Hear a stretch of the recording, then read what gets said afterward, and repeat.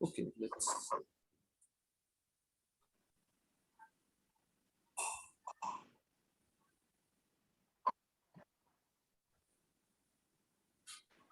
This is also being live streamed on YouTube. So, okay, welcome everybody to the 6th edition of the Indian SAT+SMT Winter School that is been organized annually by uh, the Indian Association for Research in Computing Science, IARCS. So this year we have three eminent invited speakers who will be giving the talk today, tomorrow, and day after. And along with that, we have some short talks which will be presented by students and researchers who are working, either using SAT+SMT or working on SAT+SMT, and they will be sharing their work. So that will happen tomorrow. And the website for the workshop for the school lists the schedules for each of the days and the speakers. We have a Discord server, so while the talks will end after whatever their allotted slots, the discussions on the Discord servers can continue asynchronously. So please feel free to join the Discord server, and if there are any suggestions, if there are any comments, let us know. Okay, so with that, we'll start. Can I interrupt a little bit? So it appears that some people may not have received the link. So if you know somebody who's trying to access, please share the link. We are trying to send another email. Okay, sure, yeah. Okay, so I guess we'll get going in the interest of time. And, I'm sure a lot more people are going to join. I personally have confirmations from a lot more people. Okay, so our first speaker, invited tutorial speaker is Professor Gagandeep Singh. He is an assistant professor in the Department of Computer Science at the University of Illinois at Urbana-Champaign. He also holds an affiliated researcher position with VMware Research. His current research centers around combining ideas from formal logic, machine learning, and systems research to construct intelligent compute systems with formal guarantees about their behavior and safety. He has a very illustrious track record. He did his PhD in computer science from ETH Zurich in 2020. And for his dissertation, he was awarded the ACM SIG Plan Doctoral Dissertation Award, which is given every year to the best dissertation worldwide in the area of programming languages.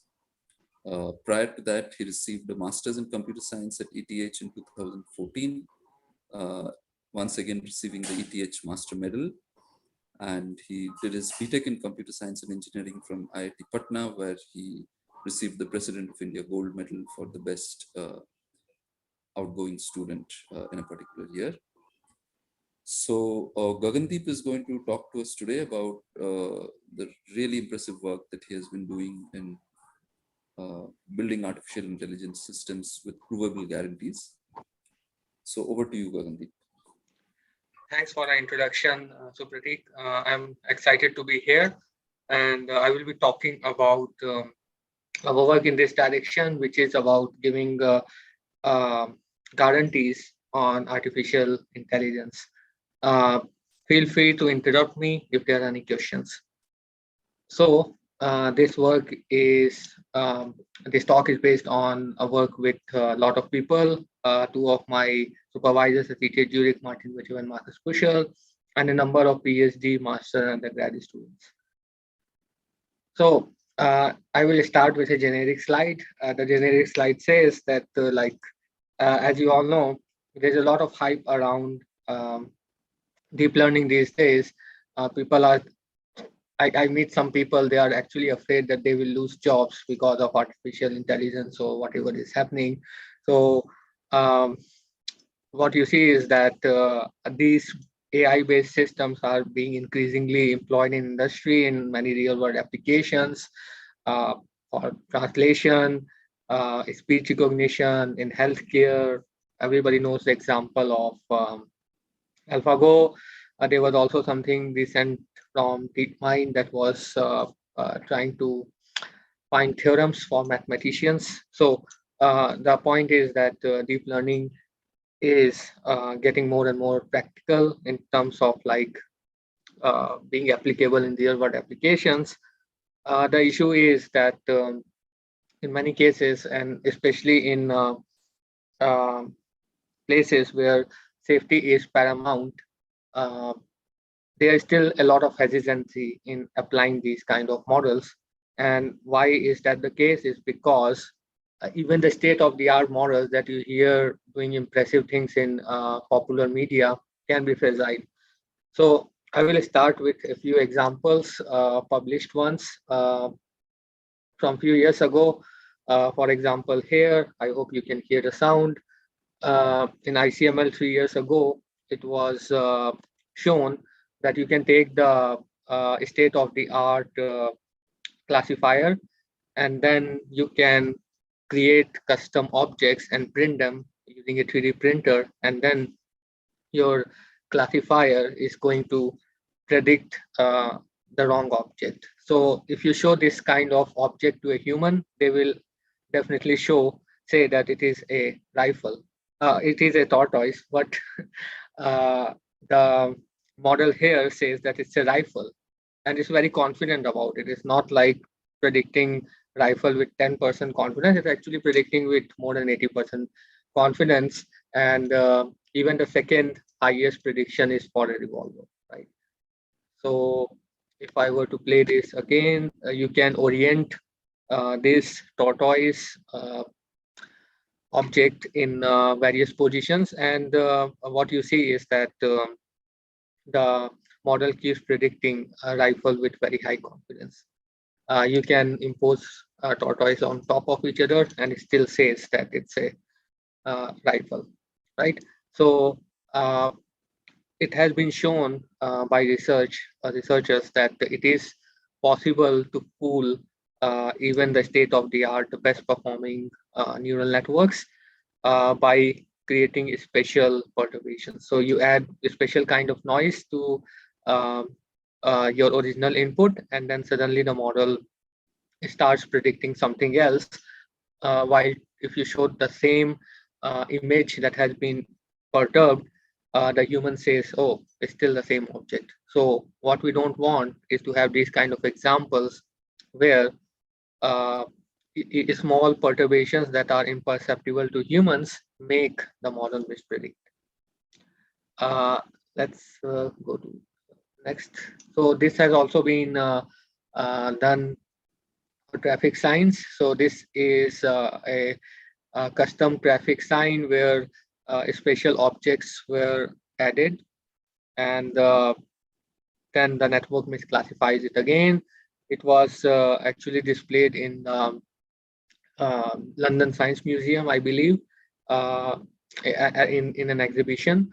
And again, it's another example where you can modify object where the neural network works, and suddenly on the modified object, the neural network stops working. Again, if you show this sign to a human, it will still predict that the sign says stop. So if you're using this kind of a stop sign in a self-driving car, and you're using a neural network to identify the stop sign, it can be problematic because it may give the decision to the car to not stop while it should be stopping. So these kind of adversarial examples are not only limited to the vision domain, but they are pervasive in almost all the domains, uh, including NLP, sound, and so on. So here you can add a small noise to a sound signal, and then the network will predict whatever you want it to predict, right? I will give example of real world systems. So here, this was a paper published in 2019 in Neurips, where they actually were able to attack Alexa, that people actually, it's a commercial device that people use. So let's see how they did it. I hope you can hear the sound. So, So Gagandeep, we can't hear the sound. Maybe you have to share okay, let me, audio as well. Alexa, can you hear the Yeah, sound? we can hear. Yeah, we Yeah. can. So here, when there is, so what they will do, they will play a special, especially crafted music in the background, which will make Alexa not wake up. So here, when there is no background sound, Alexa wakes up when they say Alexa, Alexa.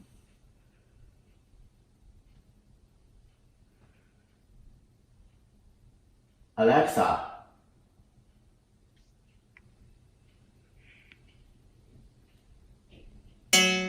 Alexa, Alexa, Alexa, Alexa, Alexa. So if they play this, I would say spooky sound in the background, Alexa never wakes up. And this is not a random sound that you get from the environment. It's a specially crafted noise sound, and that Alexa, makes.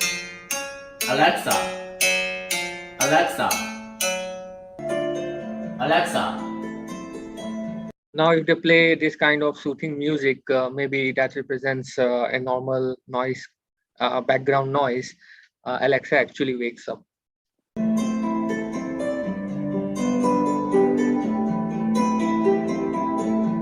Alexa,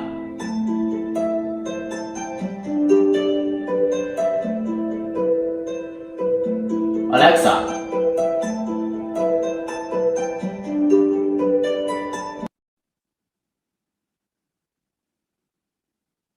So they actually experimented with playing their music in different locations in the room at certain distance. Alexa, Alexa, Alexa, Alexa, Alexa, Alexa.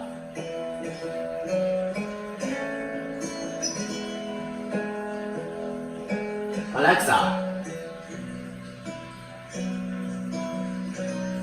Alexa, Alexa, Alexa,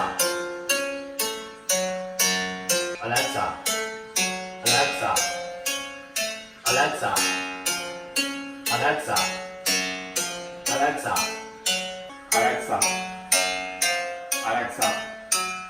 Alexa, Alexa, Alexa, Alexa, Alexa, Alexa, Alexa. So overall, the point of showing this video is to show that actually many of these adversarial examples work on a real world system.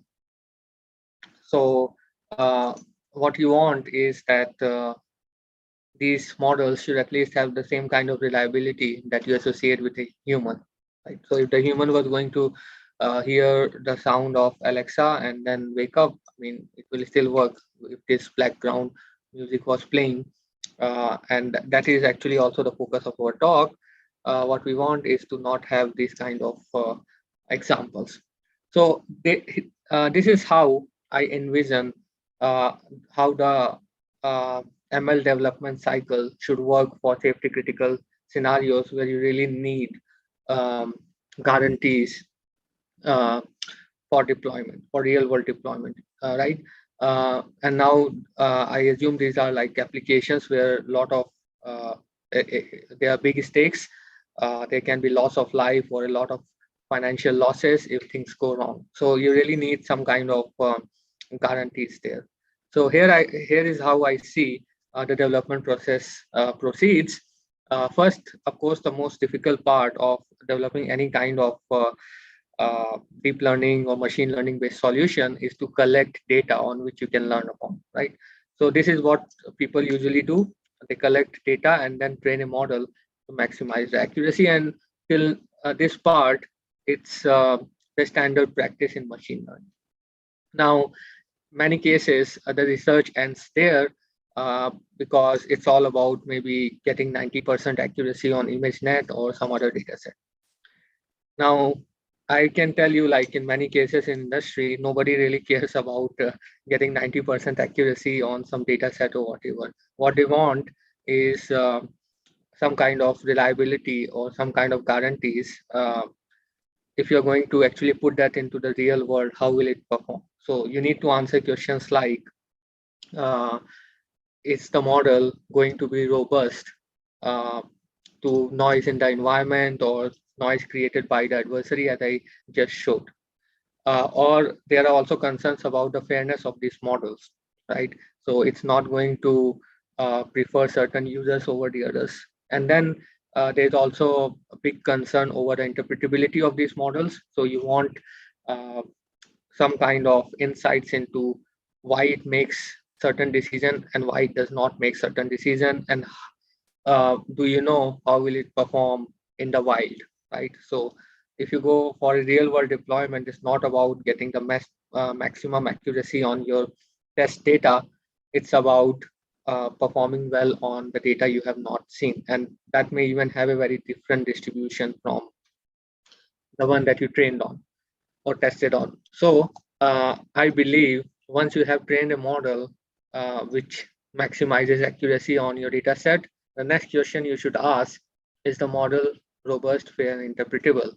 If it is not, then one needs to look into causes why it fails on certain inputs, why it is not robust, why it is not fair, why it is not interpretable.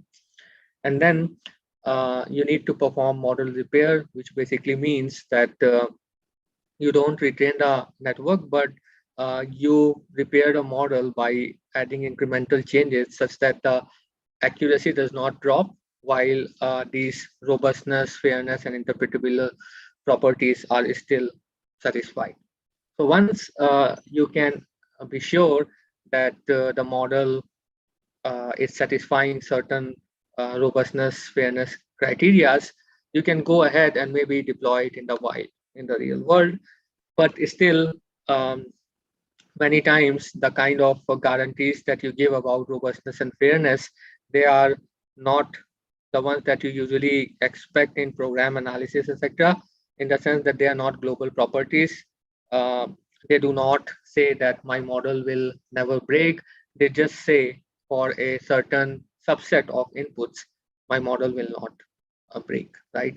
So when you deploy in the real world, you may have to do some kind of monitoring for data shifts. And then if you encounter some data shift, you may have some kind of fallback policy. You don't use your neural networks or some other policy, right?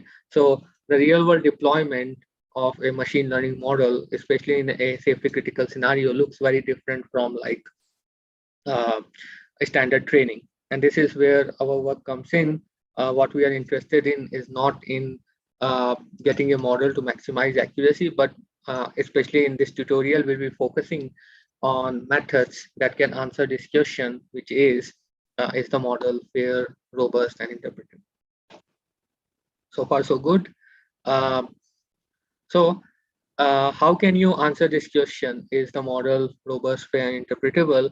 So there's a lot of work in in this direction where people just design attacks um, and show that hey, here's a vulnerability in your model, and then there's other line of work where people design empirical defenses. What it means is that they design some defense against existing attacks, and they show, hey, even if you um, tried your best attack possible, the model cannot be attacked because I have maybe retrained it in a special way or added some things that detects the attacks, right?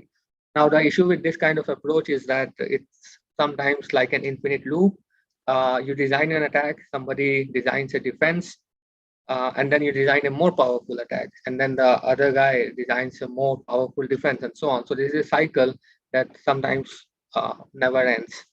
So what we are focusing on in this talk is to actually provide formal guarantees. So when you provide formal guarantees, uh, this game stops.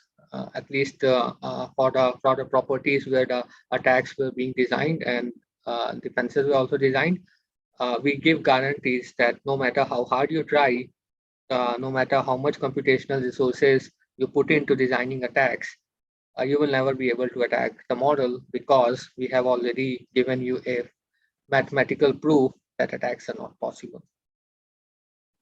Okay, so let's look at the problem statement of this certification problem. And it's very important to understand this. It's the key component because that's actually the problem statement. So here we have three components. The middle component is a trained network. So somebody has already trained this network, and it gets a very high accuracy on the test set. So maybe 95% accuracy, 98% accuracy, and so on. Now, some domain expert comes out and he says that, this test accuracy is not enough.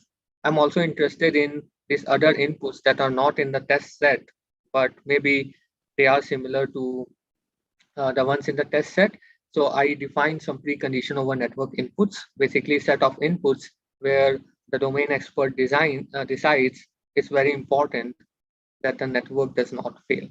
So this is very domain dependent. So some expert needs to come in and tell what is the set of inputs where the network should not fail. Then you also specify some property over network outputs. What you want is all the inputs in the precondition phi. What you want is that the network output for all these inputs satisfies the property psi, right?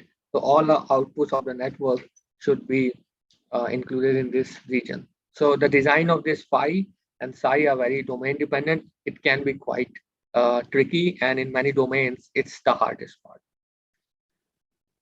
Or if you actually cannot prove this property, then what you want is to get a counter example in the precondition phi, an input where your output property is not satisfied, right? So somebody can then go around and fix the model based on this counter example. So that's the high level setting. If you have any questions, you can of course interrupt me. If not, I'm going to move on.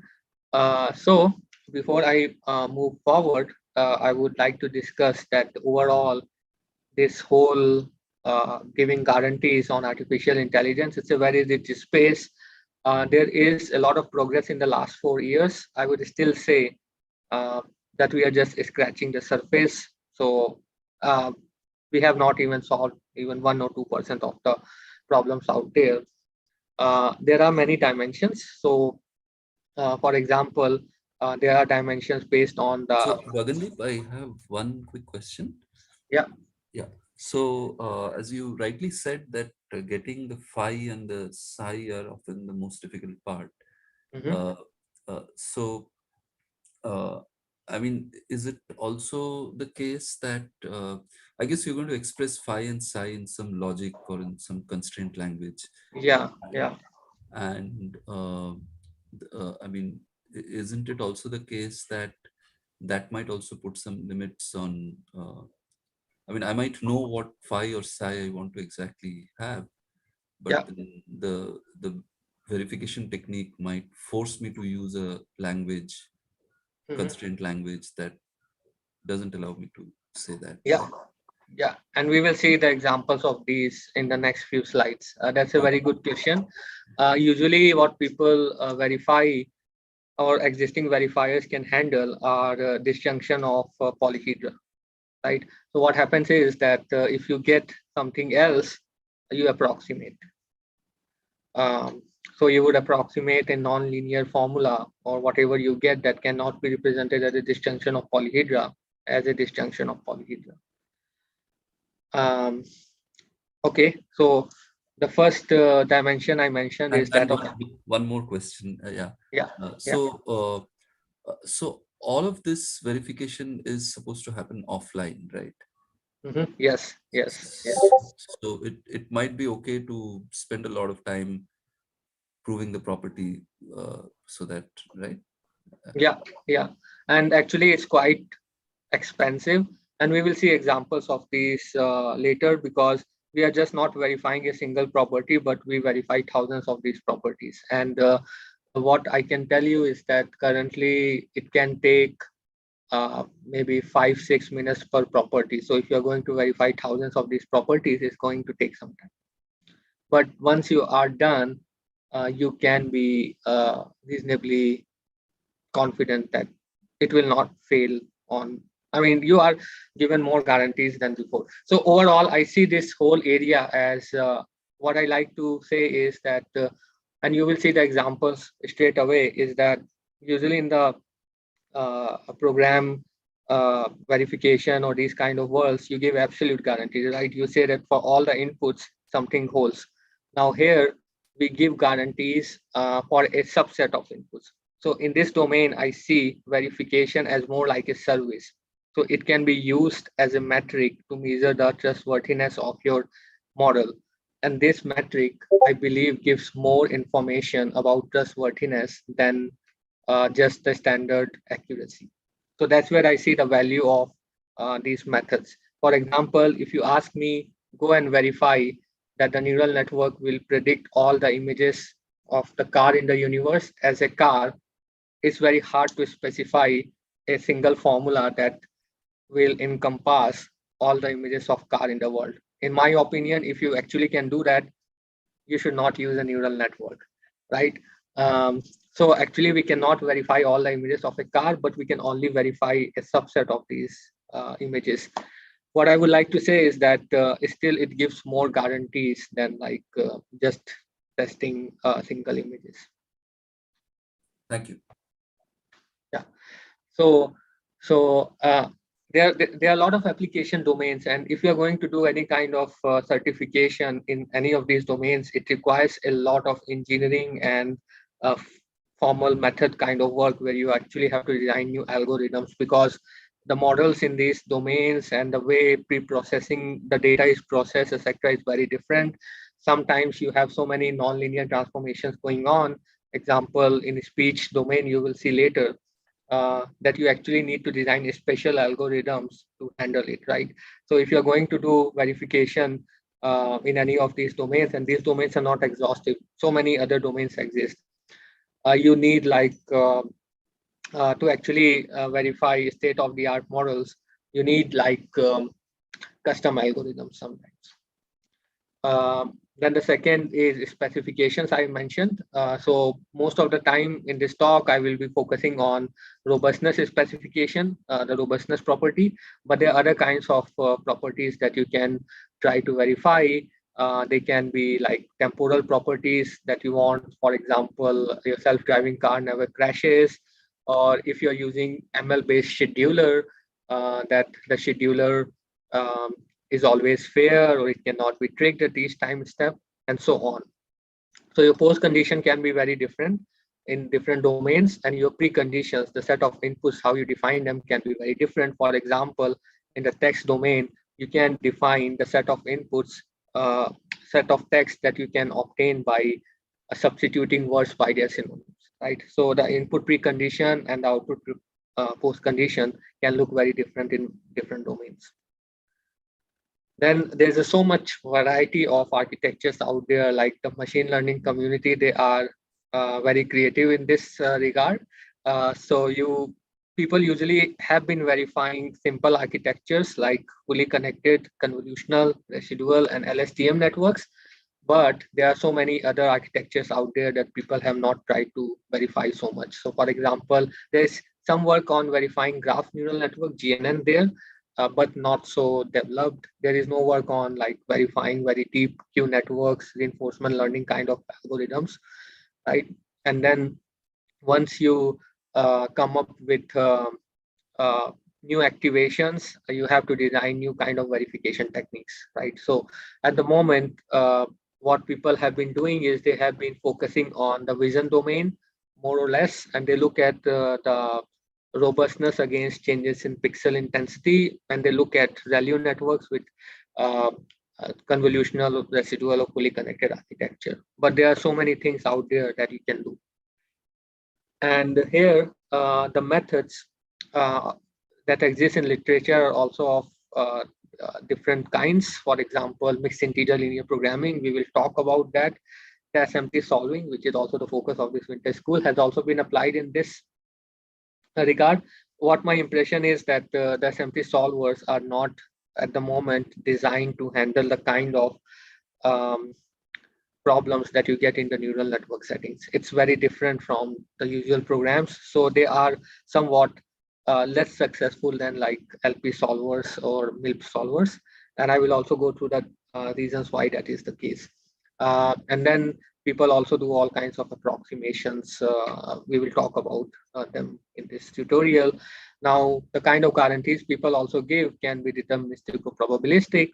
There are certain models where the output can be a probability distribution only. So in those cases, you cannot give a deterministic guarantees. So there is not much work on verifying probabilistic properties, but people have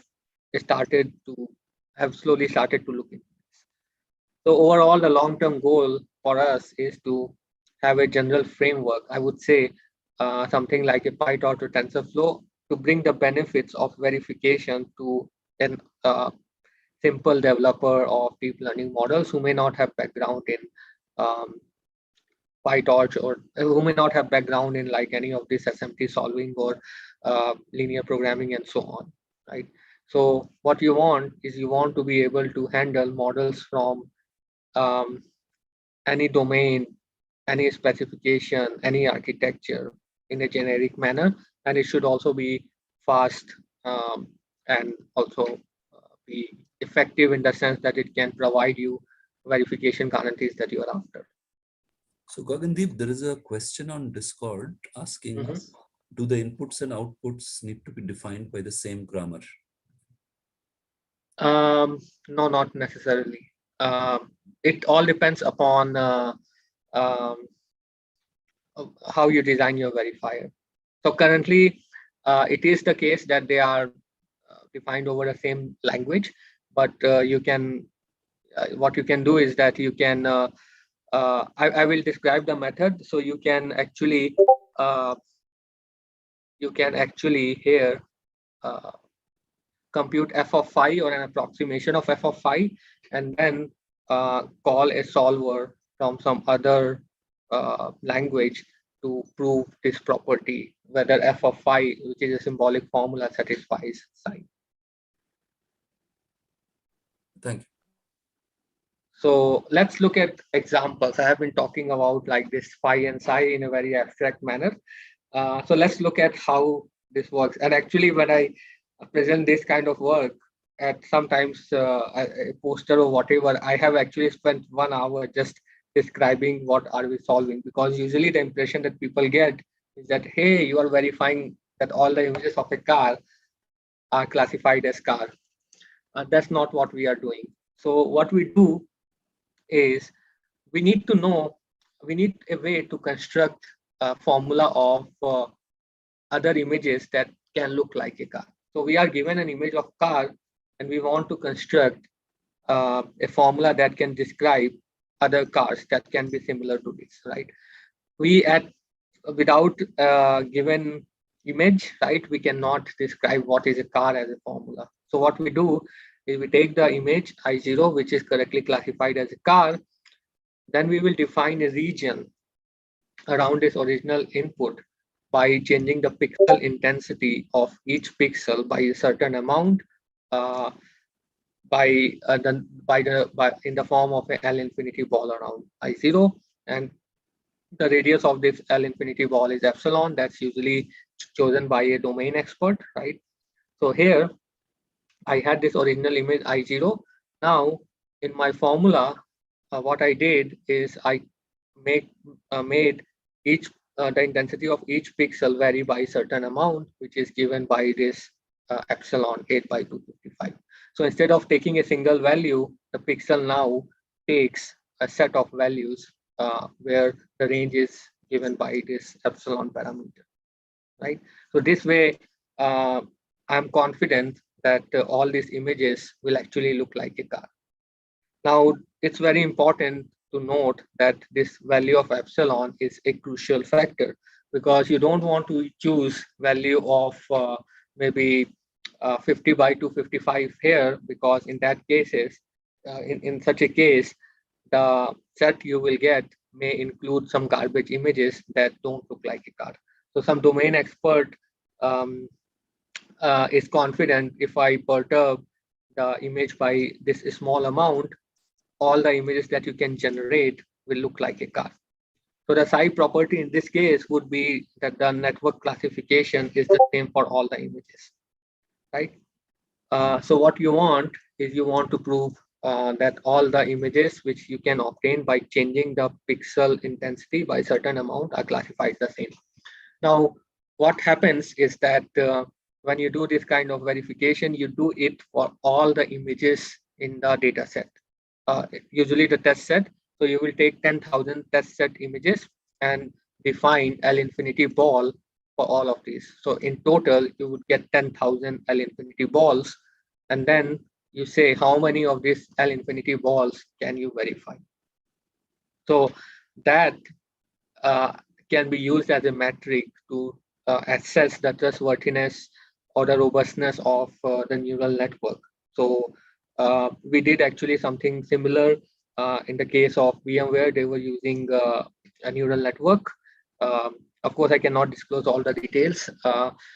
So that metric gives them more guarantees than they were having by simple accuracy measures. So that's where I see the value of robustness or the verification here is not to actually prove everything, but to give some kind of metric that people can use. I have even seen recently people from biology department in Germany in some university, I don't remember, they were using this kind of verification to access the reliability of their neural network for measuring water temperature. And that they also said that it gives them more guarantees than just mean square root error or other metric that machine learning people typically use. So one thing is that you can take one way to verify this property is why not do exhaustive enumeration. So you can take all these images that you get in this set one by one and run it through the neural network on maybe the fastest supercomputer out there and check if all of these are classified as a car. Now the issue is that this set is usually so big, it may take the end of this universe and this kind of exhaustive enumeration may still be running. So that kind of exhaustive enumeration is infeasible in our case. And because you see the size is so huge, the kind of guarantees we give is actually applicable to so many images than just like giving guarantees for the 10,000 images that you do in the test set. The other way to define robustness can be against changes to geometric transformations. So I'm actually very still surprised that there is so much work in verifying the robustness against intensity transformation. It's been done to death by now, but there is not much work on verifying against geometric transformations. So exactly the challenge here is that your phi is not representable as a linear formula or a disjunction of linear formulas. So here, because you do rotation, the formula is having sine theta and cos theta and so on, right? So that makes it a bit more challenging than actually verifying intensity transformations. So here you would take the original image I0 and then you would say, let me consider all the images you can get by rotating this car image by -10 and +10 degrees. And I again want to prove that the network will classify all such images as car. Now this notion of rotation is also very domain dependent. If I take an image of a waterfall and if I rotate it by 90 degrees, is it supposed to look like a waterfall or not? It's not clear. Overall, how we define this phi and psi is to actually get rid of obvious counter examples. So what we want is that if I'm going to change the pixel intensity by a small amount, or I'm going to rotate the image slightly, I know that a human will not fail. So I definitely don't want a neural network to not fail, but it is fine if the image is very hard for a human to even see or recognize, then the neural network fails. So the uh, oracle against which we measure our robustness is always a human. So we want to actually get rid of the simple errors that a human will definitely not make. Then you can also define this kind of L infinity ball in the sound domain. So here, original signal is classified correctly by an LSTM with stop. Now you again define set of signals by adding noise to the signal, and you want the network to be correctly classifying all of these as stop signal. Are there any questions? Okay, I guess not. So for this first part of the tutorial, we will be now focusing on the vision domain with specifications that are based on changes to pixel intensity, and we will look into the verification of a robustness property for a fully connected network. We will look at how convex relaxations can be used to provide, and combination with mixed integer linear programming can be used to provide deterministic robustness guarantees in this domain. Okay, so overall, the current approaches that exist in literature can be classified into two types: the exact methods. They are not always possible because in general the problem is undecidable. So it is for some kind of limited fragment, you can actually decide this problem, and even in those cases, these methods are not very scalable. So a variety of techniques have been applied in this setting. For example, SMT solvers, Valuplex. This was the first work 4 years ago that actually kind of sparked interest in this area. Mixed integer linear programming, splitting, and so on. So then the other class of verifiers is based on incomplete methods. So these methods create some of the precision for being more scalable. So what that means is that these methods can sometimes fail to prove a property while it actually holds. But when they prove the property, you can be sure that the property holds. The key challenge always is to design an automated verifier that is fast and also is precise enough to prove the property that you want to prove. So we will discuss both approximate and exact methods in the first part of this tutorial. I wanted to just say that, like, overall the problem is undecidable, and therefore if you're going to verify arbitrary neural networks, arbitrary properties, you would have to do approximation. So the exact answer is not always possible. So, Okay. Gagandeep, is the undecidability even for feed-forward networks? Depends on the activation function you use, right? So for something like sigmoid 10H, it is conjectured that it is undecidable, but not proven. But then there are other neural network architectures that have loops, etc. Yeah, that of course. Okay. So then it's not there. And then you can also define the property that you want. So the property also plays a role whether that is undecidable or not. Yeah. So what we look into is the method based on abstract interpretation. It's a classical framework invented by Patrick and Nadia Cousseau in 1970s for over approximating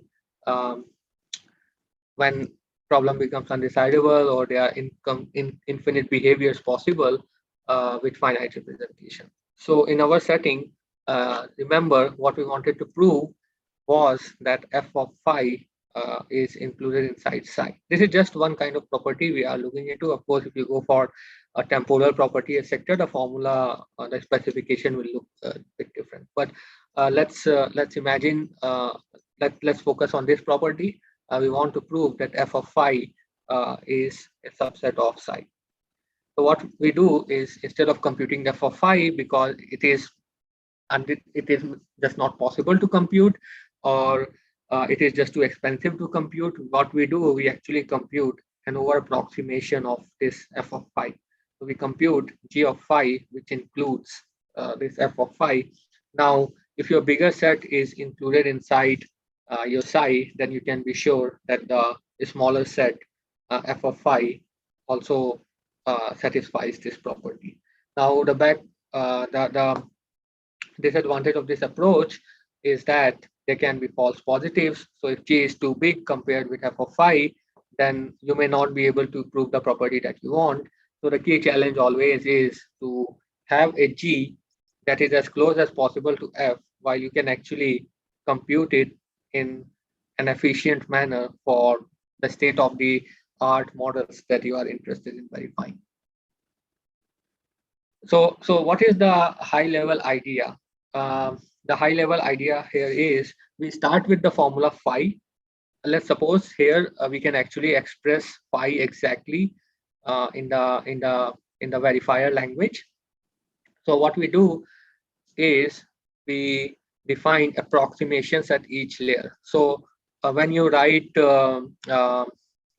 when you train a neural network, you have semantics what each layer does for the point. So you take the image, you pass it to the affine transformation, you pass it to the value layer, and so on. And in each layer, some transformation is applied, and it has some semantics that specifies how the input changes based on the semantics of the layer. We have to do the same thing to do this verification, but now we have to define how this transformation looks like for the set phi, right? Because we are working over set, we have to say what is the effect of applying a affine transformation or a value transformation on the input set phi. What you want is you want to define this transformation in such a manner that it includes the actual output at each step. So what you do, you define some transformations for each layer for the input set such that the output set always includes the exact set. So this is currently very laborious and tedious work because some guy or some person who is expert in formal language or also good in theory needs to design these transformations, and they need to prove that these transformations are correct, that they actually include the output, the exact output by hand, right? So currently this is kind of not, this kind of process that we have is not accessible to somebody who is not a expert in deep learning. So then they cannot do all these proofs, etc., to prove that what they have designed is correct. So if you do this approximation, the blue is the approximation. What you get at the final output is an over approximation of the actual output at the end, right? So this is how it works. Well, one thing I want to emphasize, and it has not been explored that much in the literature, is that what you are really interested in is actually to compute some output g of phi that includes your actual output f of phi.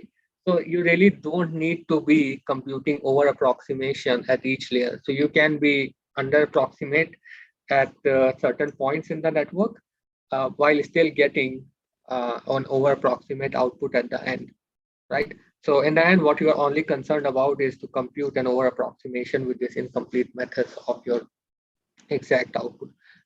Not much explored, but something to try out is to actually be not over approximate in the middle, be under approximate, but still be over approximate at the end.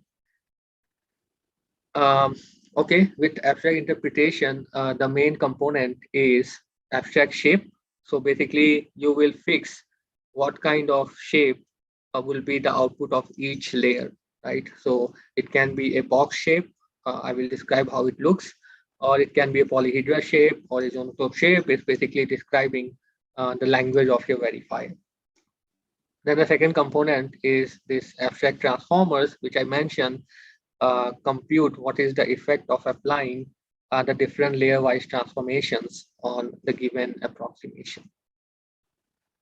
So the questions before I go into like specific examples, one needs to ask is how do you actually define a sound transformer? The sound transformer means that it's computing an over approximation, right? It's a very hard, laborious task sometimes. Is your transformer exact, meaning it can compute exact output, or is it an optimal in some sense?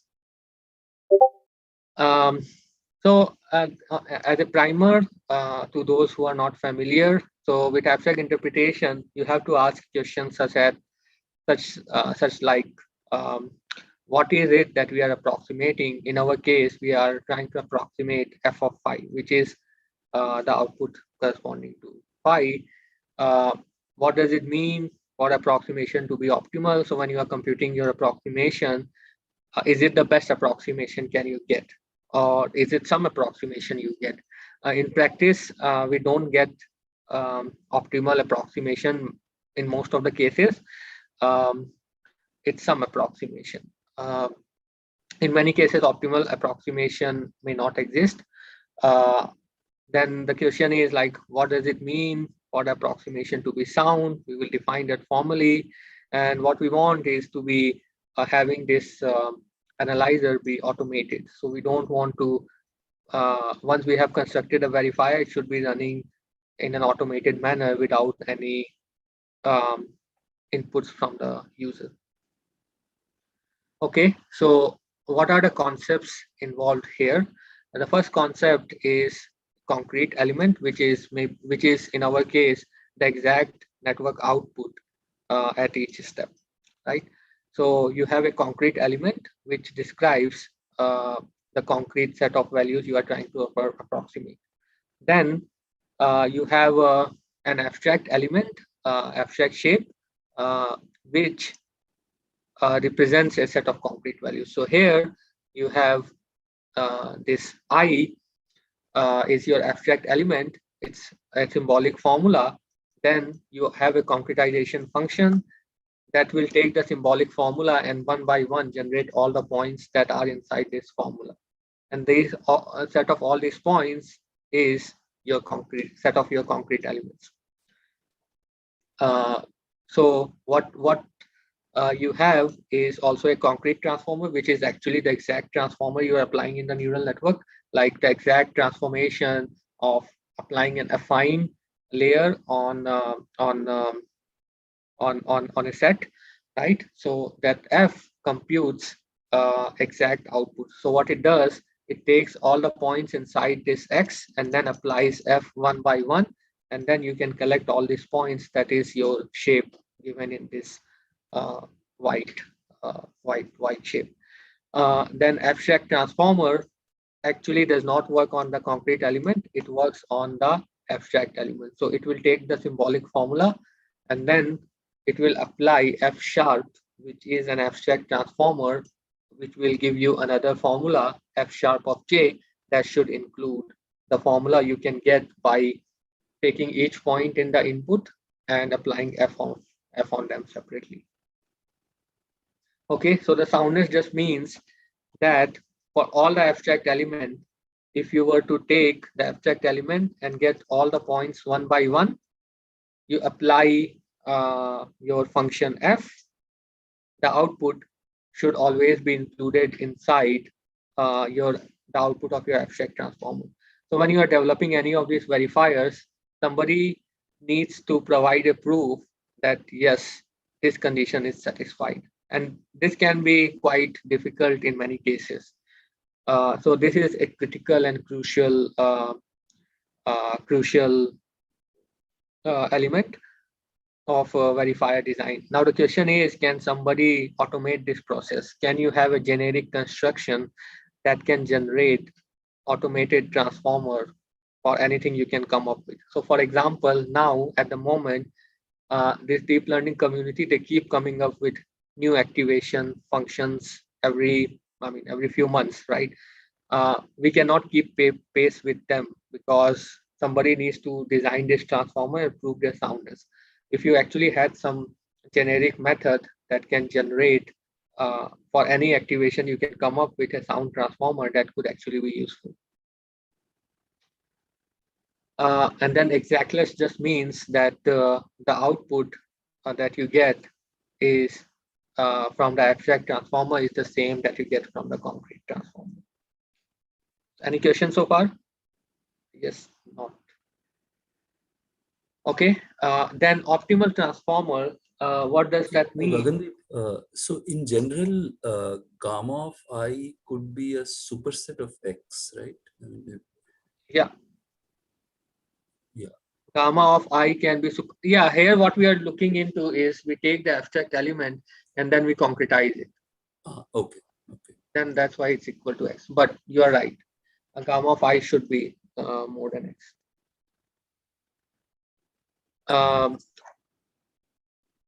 Any other question?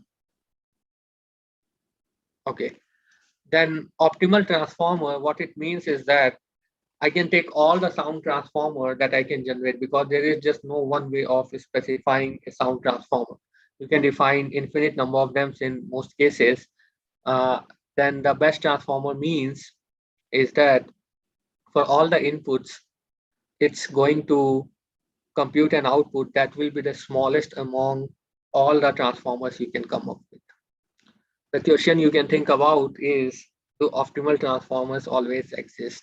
The answer is no, but you can think about why not once we are done with this first part. Okay, so let's now look at the first shape. It's the simplest shape. Maybe many of you are familiar with. It's the box shape. Somehow the machine learning community really likes this shape. They think, actually, sometimes I feel that they feel that it's very complicated, but it is not. So what this box shape does, it associates with each neuron a set of bounds it can take, right? So it will say each neuron can take value in this range. Since we are focusing on verifying fully connected network with value activations, we have to design transformers for few of the transformations that you expect in the neural network and prove their soundness. And these transformers are relatively straightforward. So you need to define what does it mean to add two intervals, which is basically adding the upper and lower bounds. You need to have a transformer for the negation. So it takes an interval AB and the output formula is minus B minus A. Then you have to define what is the effect of applying value on the box. So that is just applying value on the lower bound and upper bound separately. You just have to look at the last operation transformation you need to look into is the multiplication of the interval with a constant, which is more than 0. Okay, so let's look at one example. So here, this is a very simple example where we have a neural network that has two inputs, x1 and x2, and we are just looking at applying the affine transformation on the layer. So here, the affine transformation is given by the weights of the edges. So x3 is equal to x1 plus x2, and x4 is equal to x1 minus x2. So somebody has decided that I want to verify 0 to 0.3 and 0.1 to 0.4 range for the box, for the input. So if I apply the optimal transformer, which can be proved in this case is optimal, I get this output where it says that x3 can be taking any value between 0.1 to 0.7, and x4 can be between minus 0.4 to 0.2. Now this is the optimal transformer in the box domain. It is not exact, and the exact transformer would also keep relationship between x1 and x2, because x3 and x4 they depend upon x1 and x2. That creates dependencies between them. So the box just says that I can pick any value from x3 and any value from x4, and it should be feasible. And just to show it with a diagram, here the exact output is given by this diamond shape, while the optimal box transformer uh, is this, right? So it includes more points than the exact, even though it is optimal. If you try to compute any box shape that is smaller than that, it will be unsound because it will not include some of the points from this shape.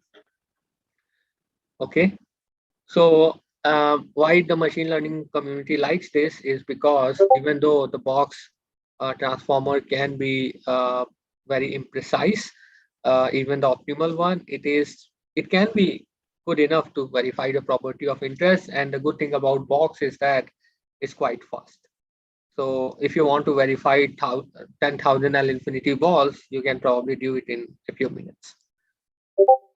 So here we will try to prove that for this neural network, the output O0 is always more than O1. So our input formula says that X1 takes value 0 to 0.3, X2 takes values 0.1 to 0.4, and my output size says that for all of these, the network output should be more at O0 compared with O1. So I want the formula O0 greater than O1 to hold for all the network outputs corresponding to this input. So how the box analysis will go about it? It will associate an interval with each neuron.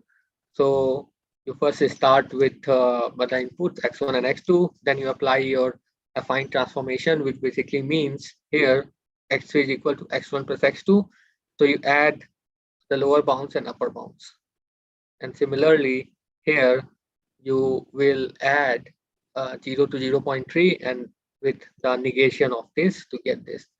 Then the ReLU just gets rid of the negative points. So here there are no negative points, so the output is the same as the input, while here all the negative points are removed.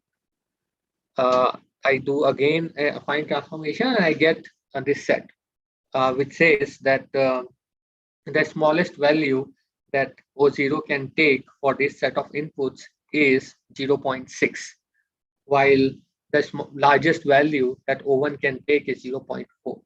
So this means that no matter what value I take with the box analysis, I have already proven that the value of O0 will be more than O1, right? Because the smallest value that O0 can take according to box analysis is bigger than the largest value that O1 can take, right? So we have proved mathematically using box analysis that the output at O0 is always more than O1 for this input specification.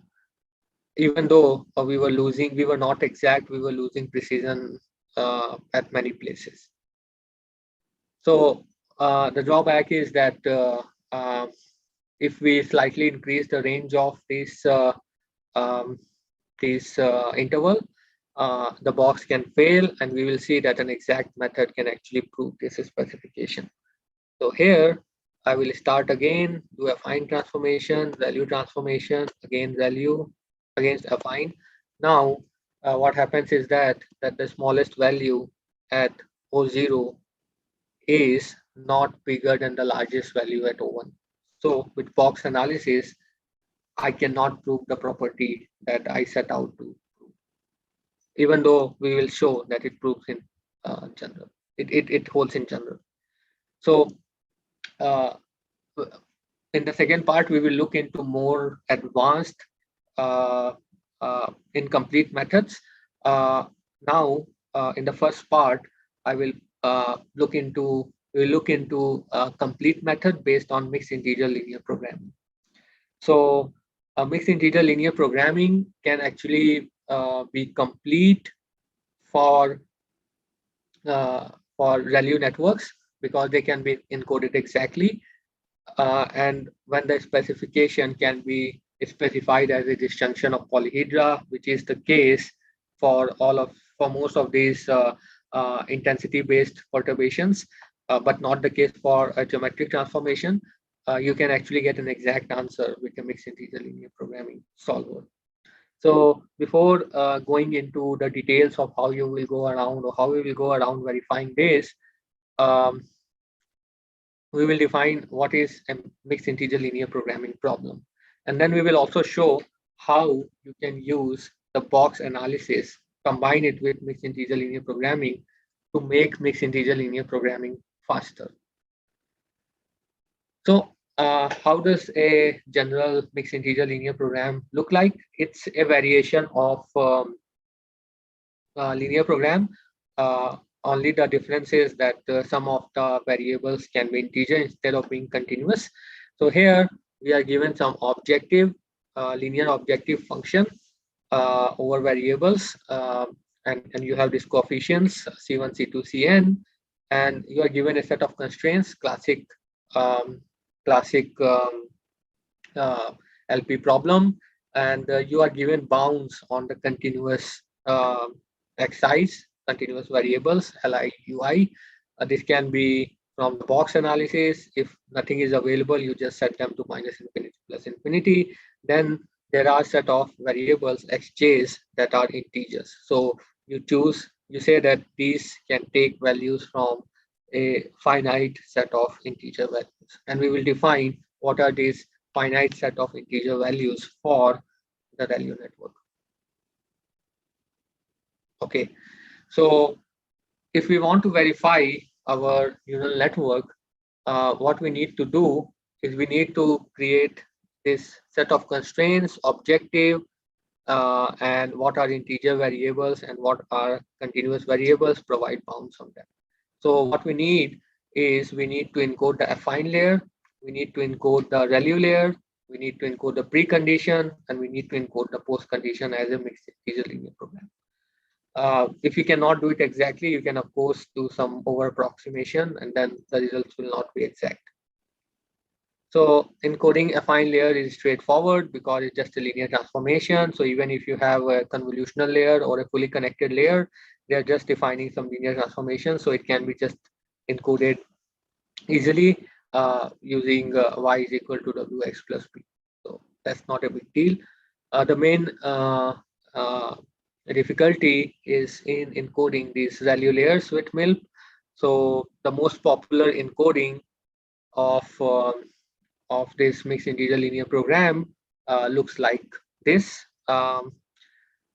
So here you introduce for each neuron that is representing the output of a ReLU, an integer variable a, which can only take two values, but it's a binary variable. It can only take 0 or 1, which basically tells whether the ReLU is turned on or turned off. So what does ReLU actually do? So ReLU, for any point that is negative, the output is 0, and for any point where the output is positive, where the input is positive, the output is same as the input. So this a is equal to 0 or 1 tells whether the output is 0 or it's equal to the input. So here, if you put a is equal to 0, you will get, if you put a is equal to 0 here, y is less than 0, y is greater than 0, so you get y is equal to 0. If you put a is equal to 1, you get here y is less than x, y is greater than x, so y is equal to x. So this encoding is exact for mixed integer linear program. There are other encodings also available, but this is the most popular one that people usually use. Then you have to encode your precondition as a mixed integer linear program. So if in our case, you can specify the set as an L infinity ball or a set of intervals for each pixel or input, then you just say that my input is given by this interval, right? So you just introduce lower bound and upper bound for each input neuron. And then the post condition, in our case, we want to prove that O0 is more than O1. So what we will do is we will ask the solver question: give me the minimum value of the difference between O0 minus O1. If that minimum value is greater than 0, then I have proven my property. So all we are interested in is in computing the minimum value of this objective function O0 minus O1. And if it is more than 0, it succeeds. Otherwise, there is a counter example, and if you do argmin, you would get that counter example. So how does this mapping works? So the objective function is informed by your post condition. In our case, is O0 minus O1. To obtain the constraints, you would plug in all the constraints from the affine layer and the ReLU layers, as I just described.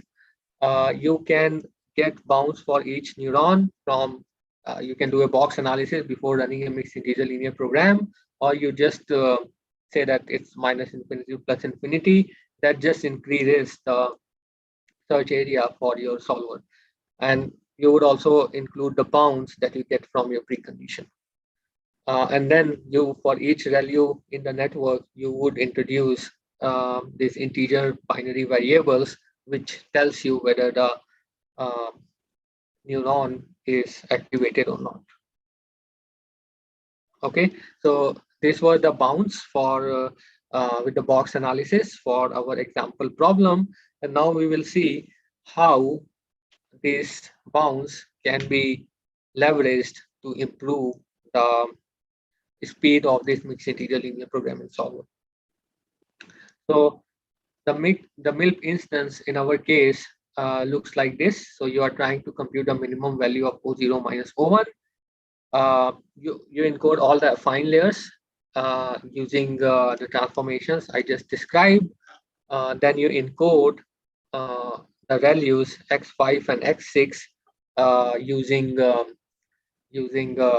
encoding I had previously shown. You don't need to look into the details, but just assume in our case we have this set of constraints for the ReLU layer, and you have this binary variables. So you have two binary variables for each ReLU, x3 and x4, right?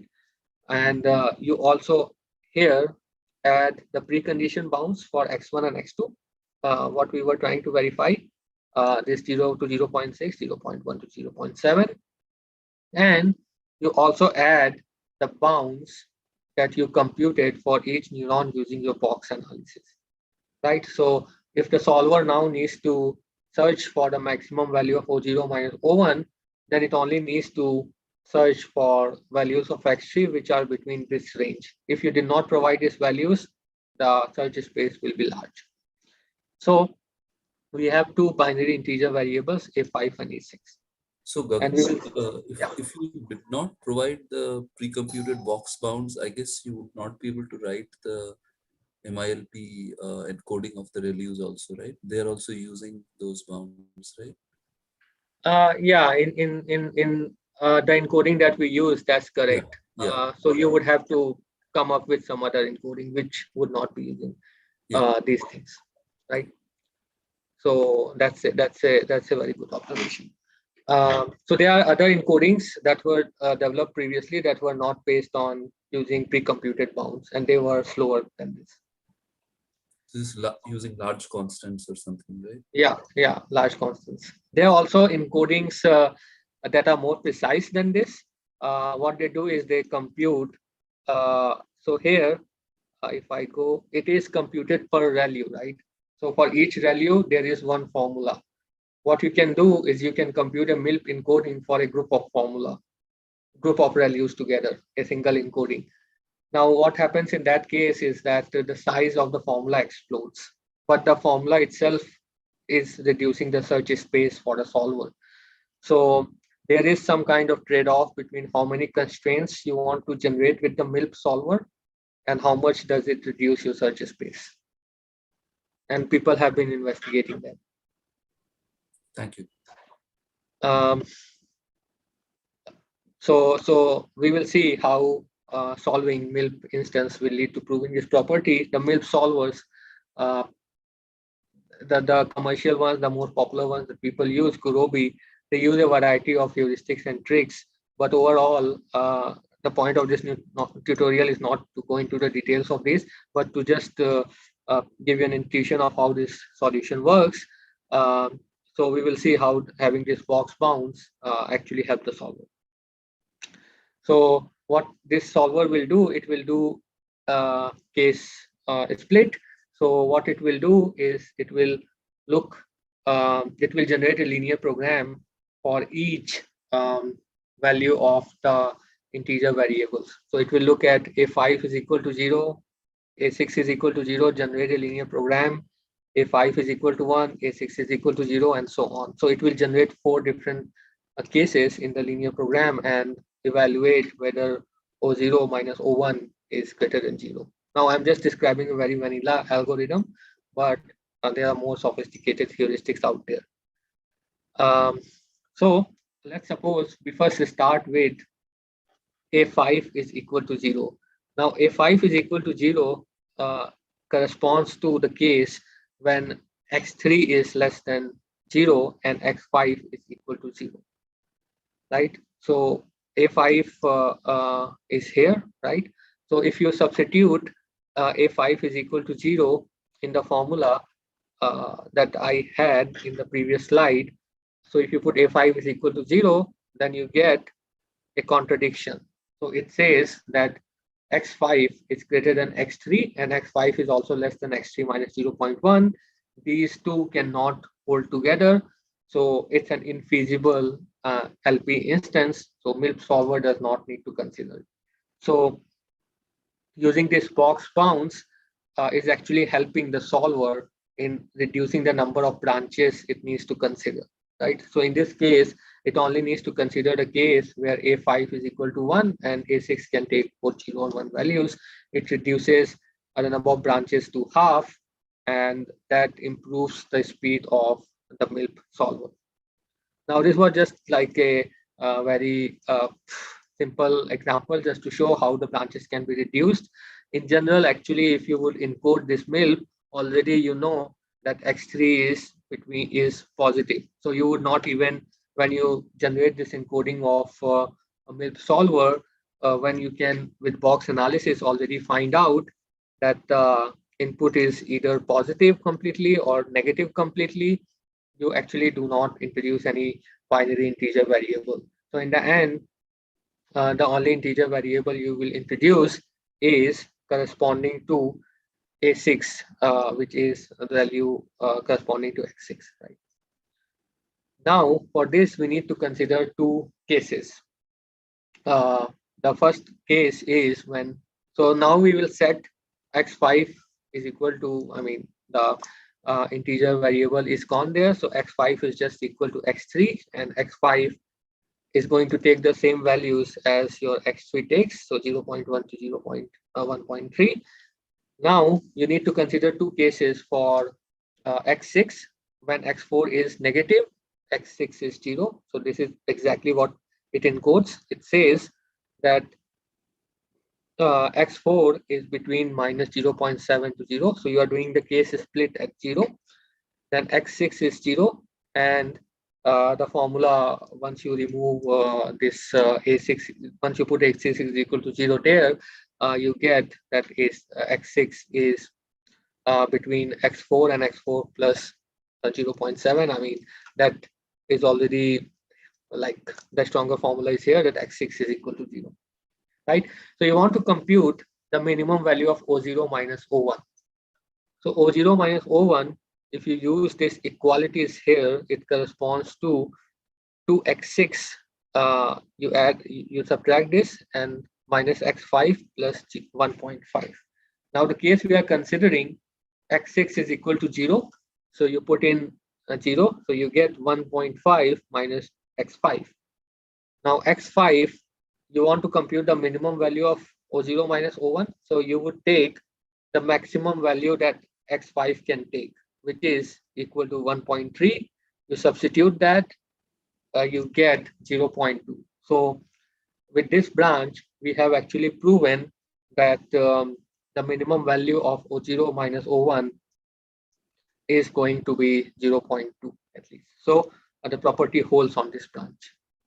Now let's look at the other branch. The other branch, once you simplify the formula that I just mentioned, it says that x4 is positive and x6 is equal to x4, right? So before x6 was 0, now x is equal to x4. So you would repeat the same procedure as before. Now, instead of putting 0 there, you would put x4. So you get 2x4 minus x3 plus 1.5. Now here, x4 is always greater than 0. So once you want to compute the lower bound for O0 minus O1, you would use the lowest value of x4 and the highest value of x3. If you do that, the highest value of x3 is 1.3. You again get 0.2.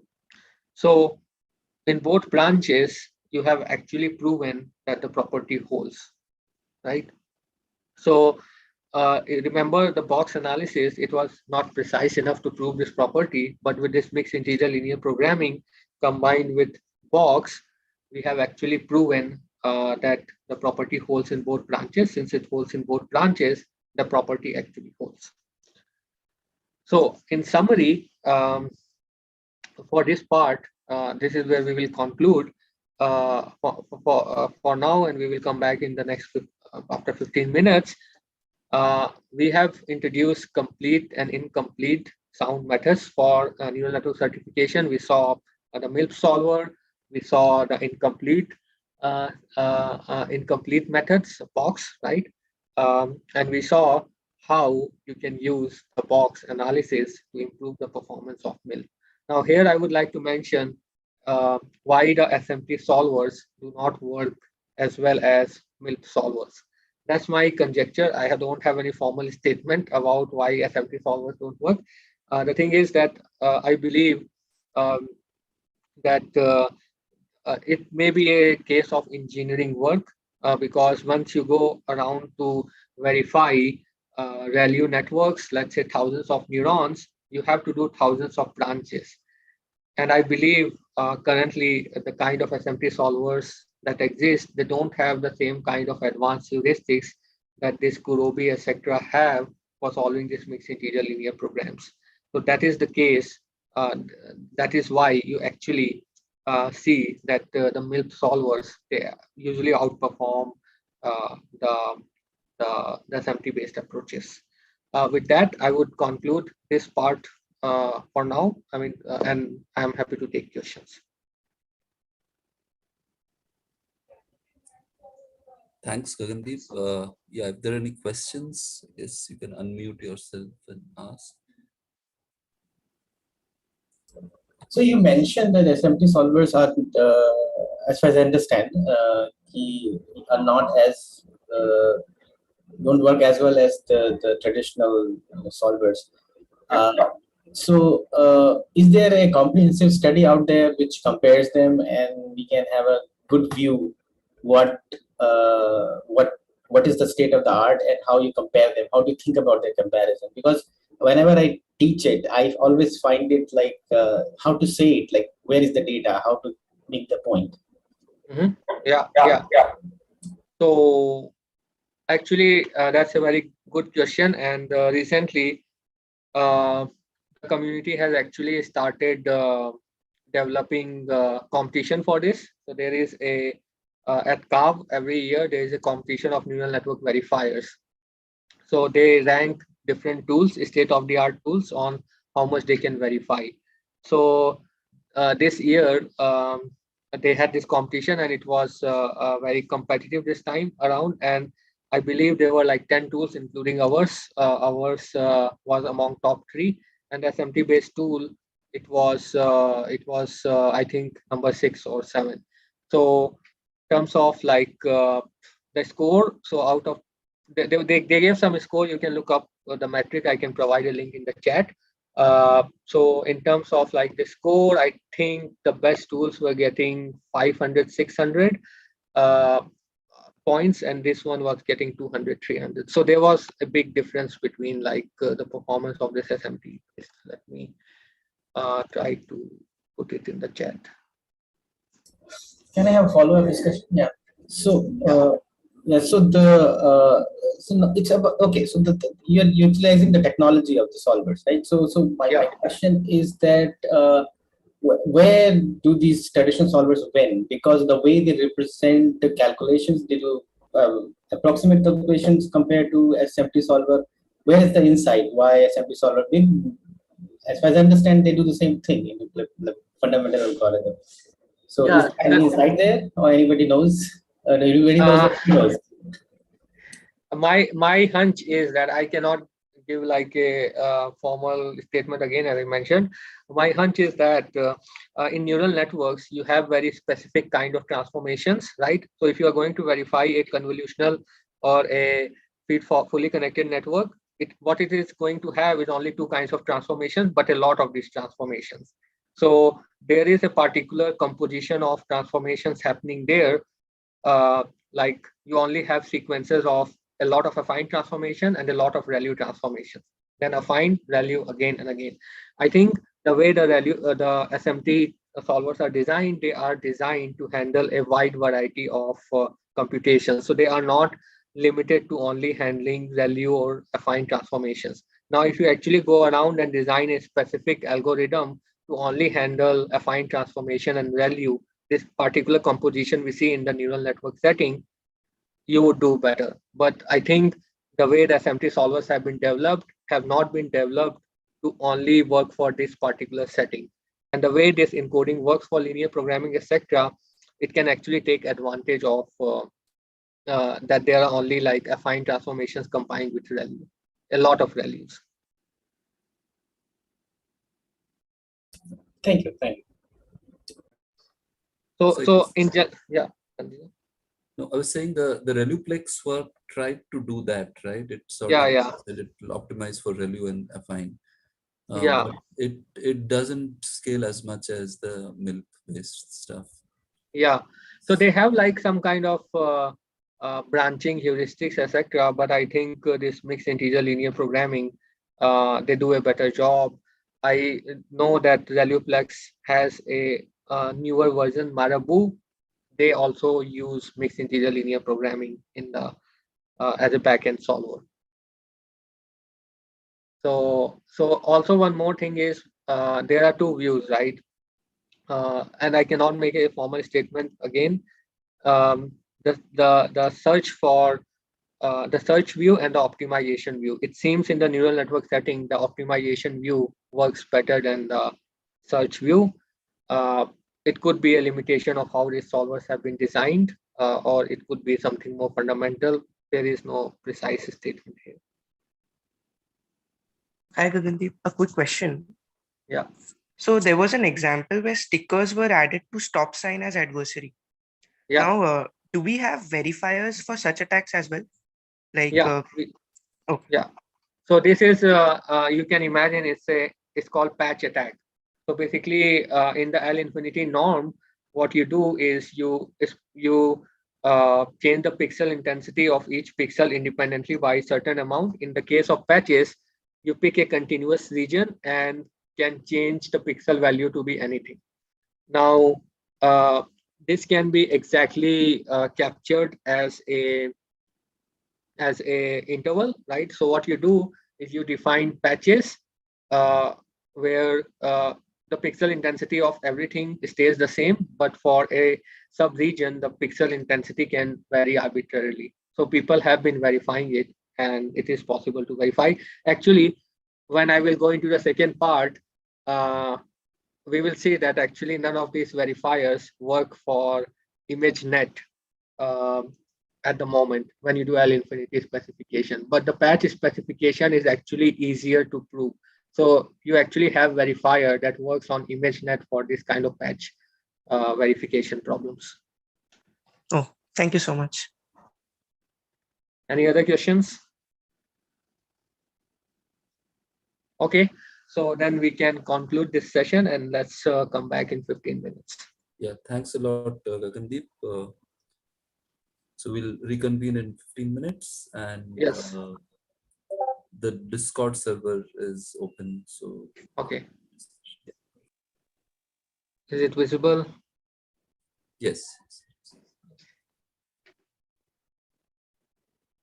Oh, slideshow.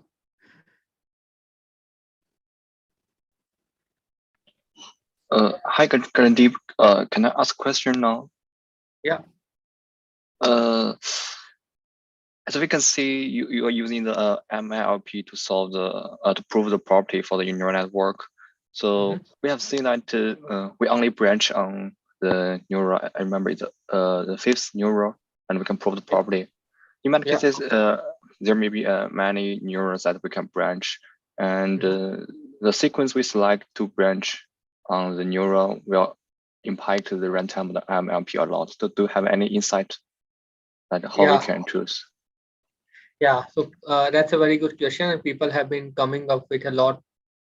There's a lot of work on doing this branching heuristics. So one of the works I remember from ICLR last year, or actually 2 years ago, they actually learned this branching heuristic using graph neural networks. So they because there is a dependency, right? Because if you have multiple neurons, right? If you branch on this, then you have to explore the depth first search tree, right? So the order in which to explore on these branches, etc., it actually impacts the runtime of the solver. So people have come up with all kinds of heuristics. The graph neural network was one of those. Yeah. Continue. This work you mentioned is for the general heuristic or is specialized for neural network? It's specialized for the neural network. I see.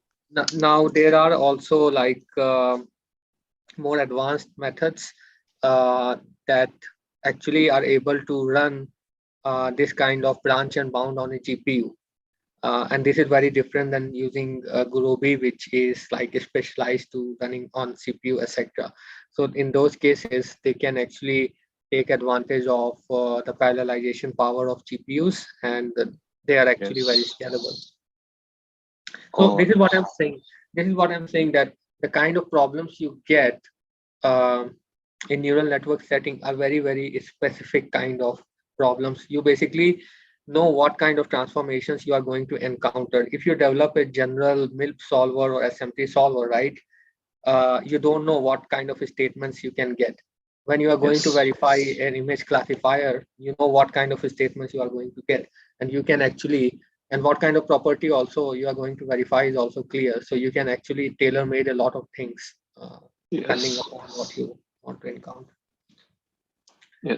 Do you know the link to the work that you mentioned, the GM-based? Yeah, let me share it in the chat. So actually there is like just like there is like a whole branch of like these works now. So I will just put it in the chat. So there is so there is this one, and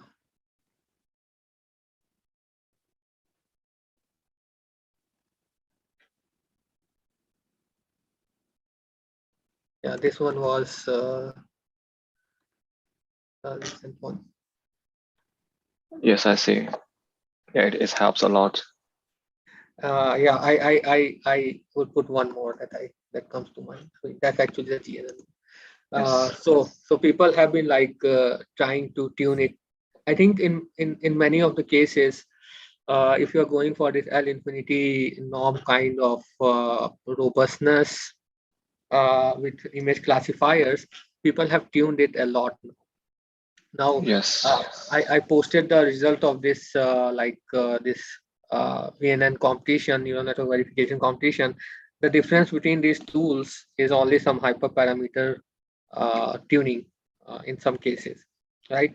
Because they have more or less the same kind of methods. Now you can actually spend a lot of time to tune how you want to branch for a particular benchmark and how you don't want to branch, etc., to gain extra performance. Right? But it's quite advanced at the moment. And also, when you developed your code with Groovy, can you hack the source code? No.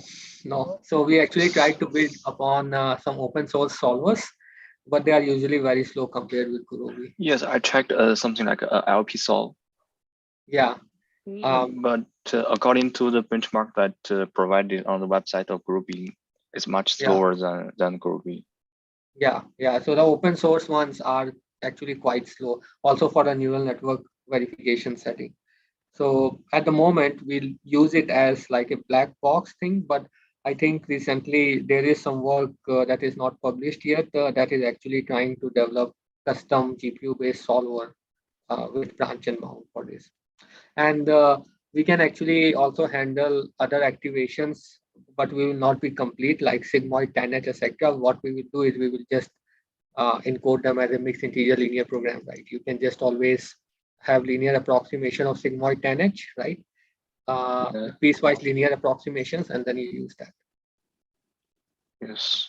So we can modify the branch and bound algorithm inside the Groovy. No, they give a lot of options to like specify what kind of you can specify the order in which the Groovy should take the branches, but it's like at a kind of API level. You don't have access to the source code, so you Oh, I cannot see. Yeah. Thank you. Okay, maybe we should start now, Gagandeep. Okay. So, Yeah. So welcome back. Now we will be looking into, so the first two approaches I mentioned were like on the extremes, right? So one is like very incomplete, but very fast. The other thing is exact in many cases, but can be slow. Now we will try to look into other advanced methods that are in between these two. And we will focus on this example neural network, which is especially crafted by me to show you the benefits of different approaches. So let's go to what does this neural network do. Two inputs again, x1, x2. And somebody decided that I only want to consider cases where x1 and x2 are between -1 to 1, right? The network has affine transformations and values again, two affine layers and two ReLU layers, and two output neurons, x9 and x10. Now, instead of verifying that x9 is greater than 10 or x10 is greater than x9, now in this case, some designer has decided that I want to verify that for these inputs, the output at x9 should never exceed 3. If it exceeds 3, something bad happens, right? So I want to verify this property. Now here again comes like the classical thing that we were also discussing about the SMT solvers, etc., right? So people, and we also try to apply the popular numerical domains that people use in program analysis, like polyhedra, right? It's a very precise domain. It can encode any kind of linear relationship between neurons, but it's very expensive and it actually does not work. It does not scale very well in the neural network setting. And then there are other domains like octagon domain, which encodes the interval constraints, but it also encodes plus minus xi and xj, like two variables per constraint, two variable per inequality constraints, where the coefficients can be plus or minus 1. Now, this has been shown to be very effective in the program analysis world, but it does not work very well in the neural network setting. And I will explain why. Because this domain cannot capture affine transformations exactly. Because what it wants is that there should not be any more than two variables in a given constraint. Now, this works in the case of programs because when you write programs, the kind of assignments or conditional statements that you write are very sparse. So you have maybe x is equal to y plus z or x is equal to y plus 1, but you don't write like y is equal to x1 plus up to x,000, which is exactly the case what happens in the neural network setting. So because of that, because it cannot capture the assignments, like affine assignments exactly, what we found is that it actually is more expensive, but has the same precision as the box domain. Now, Zonotope domain is somewhat used in program analysis, but it does not work very well because you cannot have any convergence guarantees in general with this domain because it has a lot of issues. It is not closed under intersection, so the fixed point is not guaranteed. Somewhat applied, but not very successful. But the good thing about the Zonotope domain is that it can encode the affine transformation exactly. So what is the difference between Zonotope and polyhedra? Is that Zonotope imposes this structural constraint that the shape, the linear shape needs to be center symmetric. So for each point around center, you have a point that is symmetric to it on the other side. So this domain can encode the affine transformation exactly, and it can do so in a very efficient manner. And it has been successfully applied for neural network verification. But it still has limitations. So therefore, like 2 years ago, we developed a specialized domain. Deep Poly is quite popular. We will go through it in this part of the talk. So if we do the box analysis again, using the same transformers as before, what we arrive at is that x9 is between 0 to 5. It is not sufficient to prove our property because the upper bound is more than 5. It is more than 3. Okay, so the deep poly approximation, or I mean, when we present it to the machine learning community, we call it a convex relaxation. For the programming language community, we call it like abstract domain, just a difference of terminology. So this was tailor-made for neural network verification. It's not going to work very well for programs because, again, it has issues with convergence, etc. It's an example, again, of something that is customized for neural network verification. So this domain encodes interval constraints and it encodes the relational constraints per neuron. So with each neuron, it will associate 4 constraints. 2 will be the box constraints and 2 will be the polyhedral constraints. So it gives polyhedral upper and lower bound with each neuron and also interval bounds with each neuron. And we designed custom approximations. They're not optimal in any manner, but they work very well in practice for ReLU, sigmoid, 10H, and max-pool activations. Recently, we have even expanded it to more activations like exponential, softmax, and so on. In general, because we have the restriction that you can only have 4 constraints per neuron, it is less expressive than general polyhedra because polyhedra can encode arbitrary number of constraints per neuron. And because of this restriction, we actually gain scalability. So the ReLU transformer with the polyhedra domain is exponential complexity, while with the poly, you can actually do that in a constant time. And we will see an example next. So the analysis proceeds similar to the box analysis, except that now we also have polyhedral bounds for each neuron.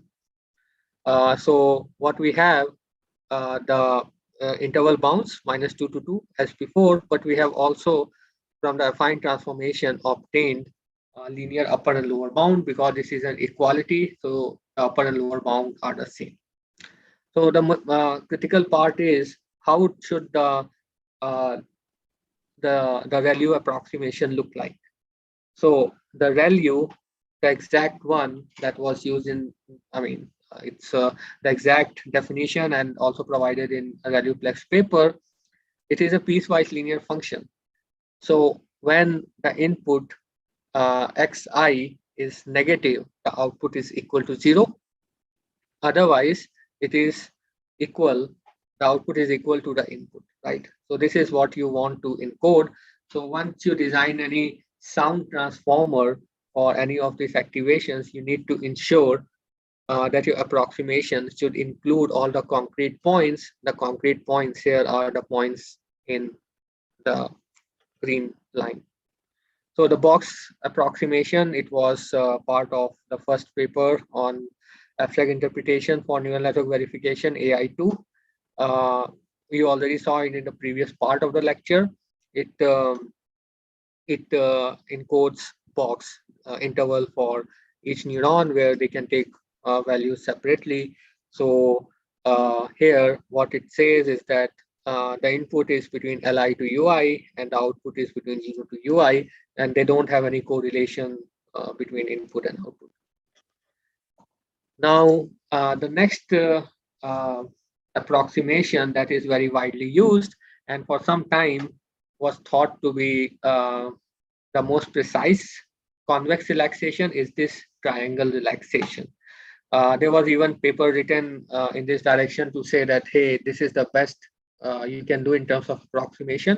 But later we showed, and we will show in this talk, that you can actually get more precise approximations. So the triangle relaxation cannot be encoded in the deep poly abstraction because the triangle relaxation has two lower bounds. This is a lower bound and this line is a lower bound. While in deep poly, for specific reasons, scalability reasons, and we will go through it once we go through the example in more detail, we only provide one lower bound and one upper bound. So therefore, deep poly actually cannot encode this triangle relaxation. So it cannot get the best, like formerly known as the best convex approximation. Now the Zonotope one puts a restriction that it needs to be center symmetric, and because of that, the approximation of Zonotope that is most widely used, it minimizes the area of this shape in xi xj plane. It looks like this.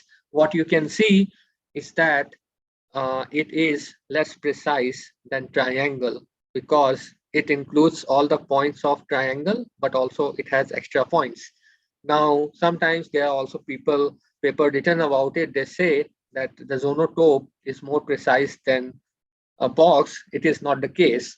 Theoretically, in practice, what you see is that, of course, Zonotope performs much better than box, but it is not guaranteed to perform better than box because what you see is that the box approximation is incomparable compared with the Zonotope approximation. So there are points in this Zonotope that are not part of the box and vice versa. So in general, you cannot make any theoretical claim about the precision or the verification power of Zonotope and box because of this reason. So in deep poly, because we can only keep one lower bound, what we do is we keep either this lower bound, which you see in this shape. So the good thing about this shape is that it has less area than the Zonotope approximation, and it is probably more precise than the box approximation. Or we can also take the other lower bound, and then we get a shape like this. So in deep poly, in general, what we do, we choose one of these depending upon the area, because depending upon the value of Li and Ui, and you can calculate the area with high school math, either of these can have a less area. So we dynamically select which one has the less area and we choose that one. Once you do that kind of heuristic, you are not guaranteed to be more precise than box. But if you fix that I only want to keep this approximation, then I'm going to be more precise than box. In general, when you do this kind of area heuristic where you select based on the area which triangle to use, it performs better than having a static policy which only chooses this or this. Again, that's just the heuristic. Yeah, Yeah. so you can go back to the previous slide. Yeah. Yeah. So the one where you choose the lower bound to be along the xi axis. Mhm. The Right? last one. Not the last one, the previous one. The previous Yeah. one. Okay, this one. So that probably has less area than the box and also the Zonotope, right? Yeah, yeah. Actually, not compared with the Zonotope, because you see Zonotope has let me see. So this has more points than the Zonotope, right? Like here. But I mean, okay. So I guess it depends on the magnitude of UI and Li, right? Because it's the same Yeah. line, which is So this Zonotope, the lower bound line, it has some slope, and in this case, this is a horizontal line, right? Yeah. Okay. Yeah, I see. So then what you're saying is that because you're going to choose between the last and the last but one, Mhm. right? So Yeah, we cannot give a guarantee either with respect to box or with respect to zone approach, right? yeah, we cannot give guarantee that it's more precise than usual. Okay. Okay. So, so one thing is that what this is just a heuristic of choosing like which to take, but you can also define other lines in between. So if you, so the slope of this line is 0 and slope of this line is 1, the lower bound lines. So you fix the upper bound and you have the freedom to choose any lower bound, any line which has a slope between 0 to 1. So there are works, actually we give it as a course project here, to which has shown that if you tune the value of slope for each neuron separately, then actually that gives a better result in terms of precision than just fixing this binary decision, either take this or that. So you can actually tune what lower bound you use for each neuron based upon a property you are trying to verify, and then that gives a better solution. So what you can say is that the output that you will get is a function of the f of phi, or the g of phi that you compute is a function of the slopes of this line. So here the slope is 0 and here the slope is 1. You can parameterize it and say I want to select a slope lambda which is between 0 to 1. It can be 0, 1 or something in between. If you do that, you actually get a more precise result. Thank you. Okay, any other question? I will come back to this design choice, why we have only one upper bound and one lower bound in this case, why we cannot support triangle. So let's suppose in this case, both have the same area, both of these. So we will select, let's select this one because it's better than box, at least we know. So this will add the constraints that, wait, x6 is greater than 0, x5 is greater than 0, and the slope of this upper bound, which you can get from the lower bound and upper bound. And the important thing to note here is that the approximation quality, the area of this triangle depends upon the quality of your bounds Lx and Ux. So if Lx and Ux are precise, your approximation will be less. If they are too loose, your approximation will be more.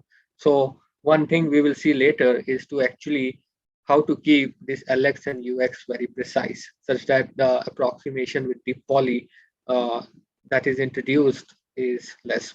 One good thing about deep poly is that when you don't have these cases where it can take both positive and negative values, then it is exact. So when the neuron is only positive or only negative, then the deep poly output is exact, which is not the case with the box.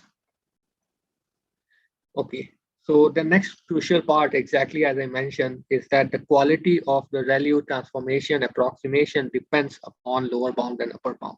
So this is the main design choice in the deep poly approximation, how to handle the affine transformation that are applied after a ReLU. So when you do the affine transformation after a ReLU, you can, in a straightforward manner, add the polyhedral bounds from the affine transformation. Now the question comes, how would you compute the interval bounds for L7 and U7? It is very crucial that these bounds are precise because that will affect the quality of the approximation for the next ReLU transformer.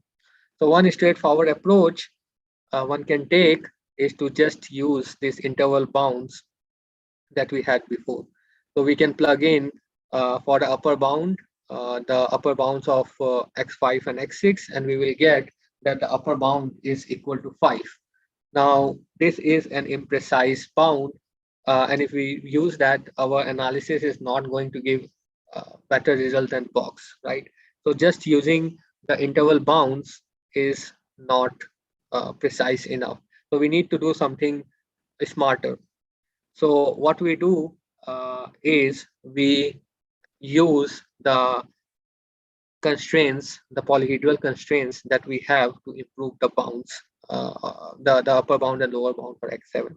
So what we can do is we can, we know that X7 is less than this expression over X5 and X6, and X5 themselves are less than this polyhedral expression.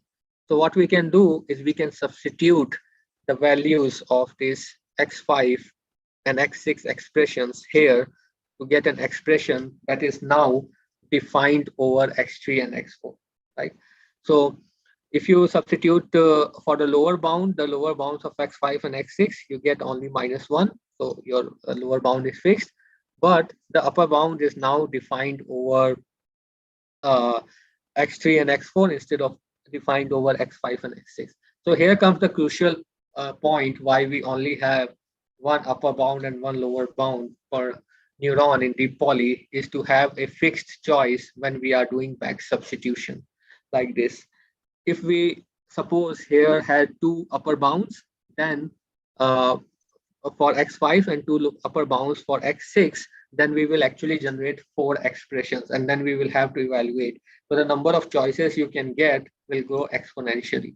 Because we keep it to 1, we only have one choice whenever we do back substitution. Of course, one can go around and explore some hybrid heuristics, like for some neurons keep 2 constraints, for some neurons keep 1 constraints, but that can increase the cost of this algorithm. So then you can keep on continuing like that. Now you can replace the bounds for X3 and X4 that are defined in terms of X1 and X2. You do that, you get an expression for X7 that is now defined in terms of X1 and X2, and you have arrived at the input layer. Then you can substitute the interval bounds for X1 and X2. You get a more precise upper bound, which is equal to 4. So instead of being 5, it has been improved to 4. And this will also improve the precision of the ReLU transformer that will be applied next.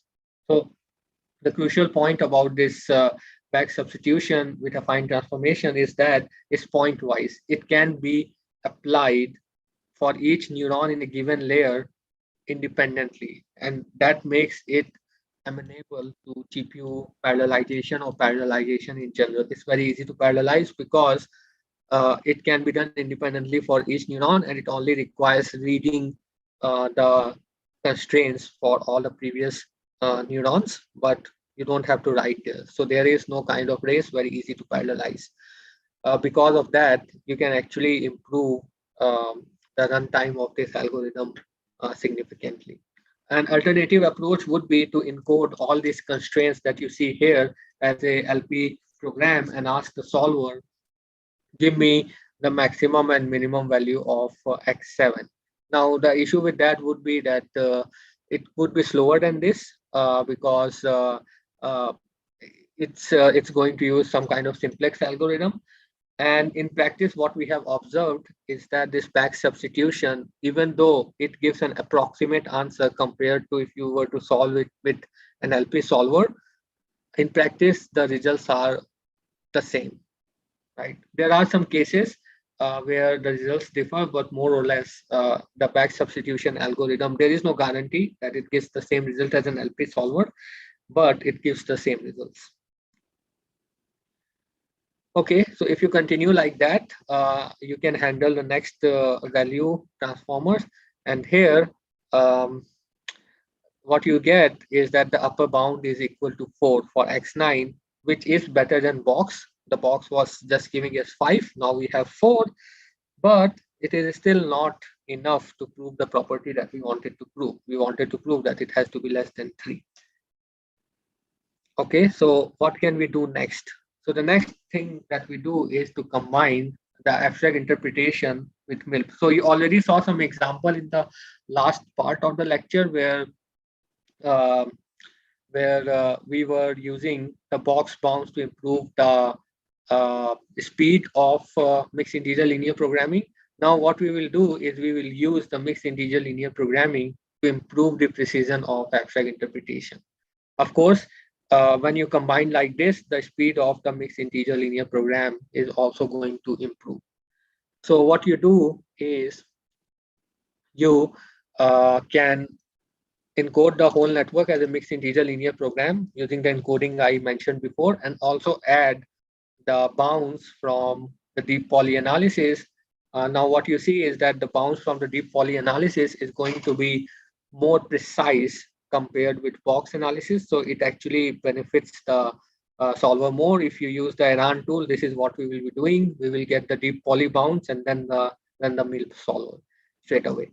So if you do that, you get the upper bound for X7 is not 4, it's actually equal to 3. So because your upper bound has improved, your value approximation is also going to improve. So it's going to have less area now because you have reduced the upper bound. And if you do this refined analysis, you can actually prove this property that X9 is equal to 3. So this kind of refinement with MILP can improve the results of abstract interpretation based analysis. Now, the issue with this is that this kind of refinement is quite effective for when you want to maybe refine first 3-4 layers. But once you get into very deep network, maybe 10 layers or something, this kind of refinement with MILP, even if you provide the bounds from the abstract interpretation, it starts to die down because you have to do refinement for maybe a lot of neurons. So it needs to run a lot of time. Now people devise heuristics, all kinds of heuristics, which neuron to refine, which neuron not to refine. And that's another like kind of work that people have been looking into. The next approach that people tried to do is they observed that the triangle, as I mentioned, is more precise than deep poly. So alternative approach is to encode, to replace this max like MILP encoding for X5 and X6 with a triangle encoding like this, right? So if you do that in this case, and actually in many cases, you don't get any improvements over the deep poly analysis. You get the same result. So because the triangle relaxation was supposed to be the best convex approximation out there, and then it was basically thought that we have reached a dead end because the MILP refinement is not going to scale, and the scalable refinement based on triangle is not going to improve much. So can we actually get something that is in between and that we can use for refinement? So we want something that is more scalable than MILP and more precise than triangle. So first, let's look at why the triangle relaxation loses precision. So triangle relaxation is a kind of approximation which we call single neuron approximation, and deep poly, zonotope, whatever approximation I showed previously are falling in this class.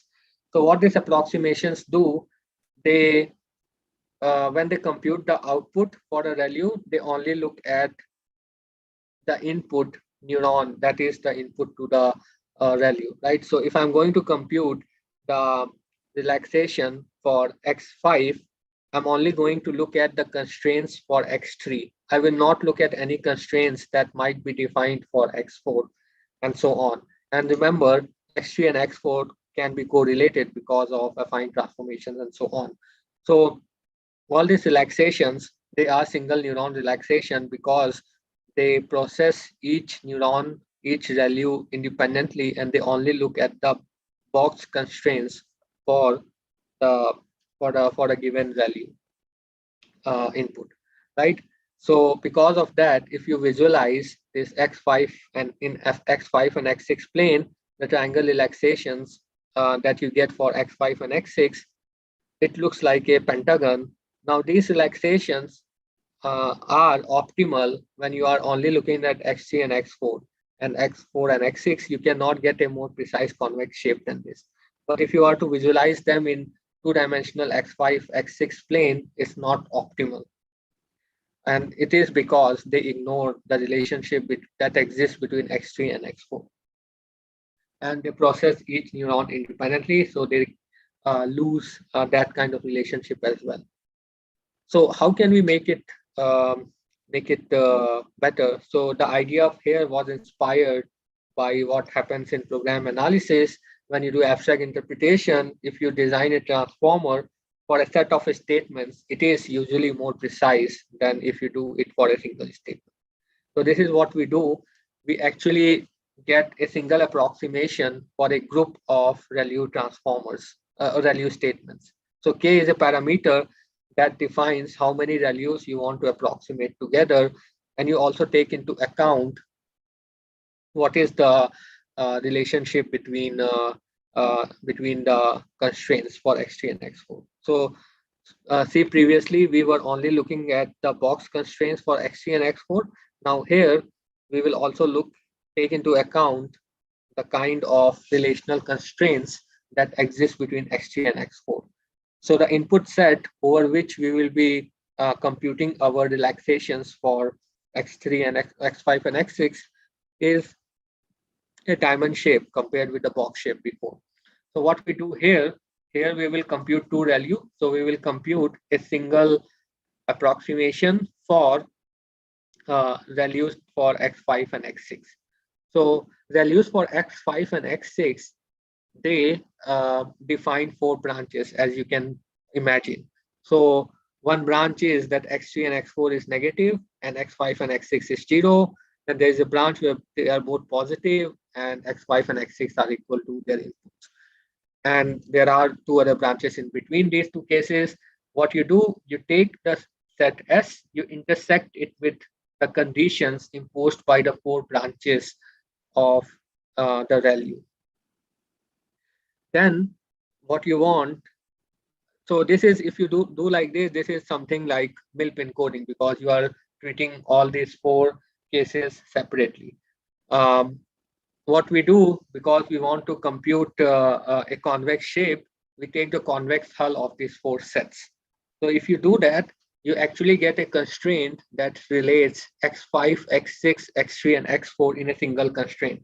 Now, this kind of constraint is fundamentally impossible that the triangle relaxation will generate it explicitly, because when the triangle relaxation or deep poly relaxation or Jonotov relaxation, they generate constraints for X5, they only look at X3, and when they generate for X6, they only look at X4. They don't look at X5, X6, X3, and X4 together. So they can never generate these kind of constraints.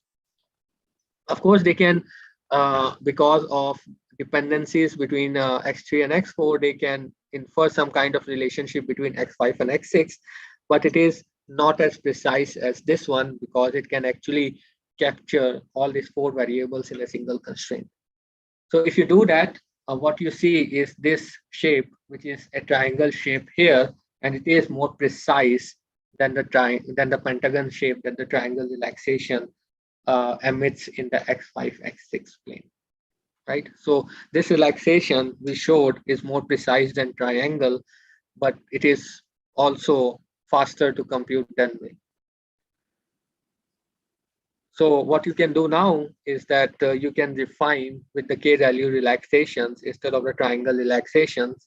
So you add this extra constraint that you get, which is in this case sufficient to prove that Q7 is equal to 3. And then you can use that to prove that X9 upper bound is equal to 3. So this is one of the state-of-the-art methods currently. That what we do is we take the deep poly analysis, we refine it with MILP and this K-ReLU relaxations when MILP becomes empirical. So in terms of the tool, we will be going through some examples in the next part of the lecture, some hands-on examples of using this Eran tool. This currently has the most users in terms of number of stars and fogs among all the tools out there. And you can do state-of-the-art both complete and incomplete certification. We can handle a variety of preconditions, but of course, it's a very small sample of all the preconditions that you can imagine. So we can handle robustness properties or safety stability properties. The preconditions can be pixel intensity changes, geometric transformations, It can handle audio classifiers, LSTM, residual convolutional networks.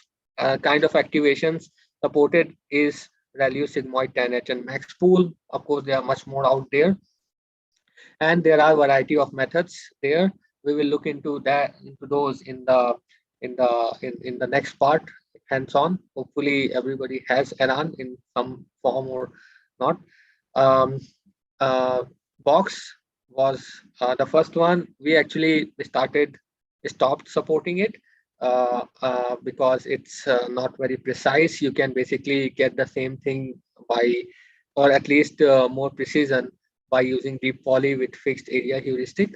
So we have Zonotope, deep poly, GPU poly was a version of deep poly that was optimized for GPU. So we had some custom algorithms to make deep poly work on GPU.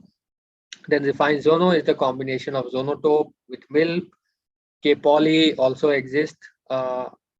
We can actually try these kind of things, but if you have the Eran thing available, you would need to install the academic license of Provably, because it will not come installed with the Docker image. And actually, I think it might be difficult to do it on the Docker image because Provably has some issue providing license there.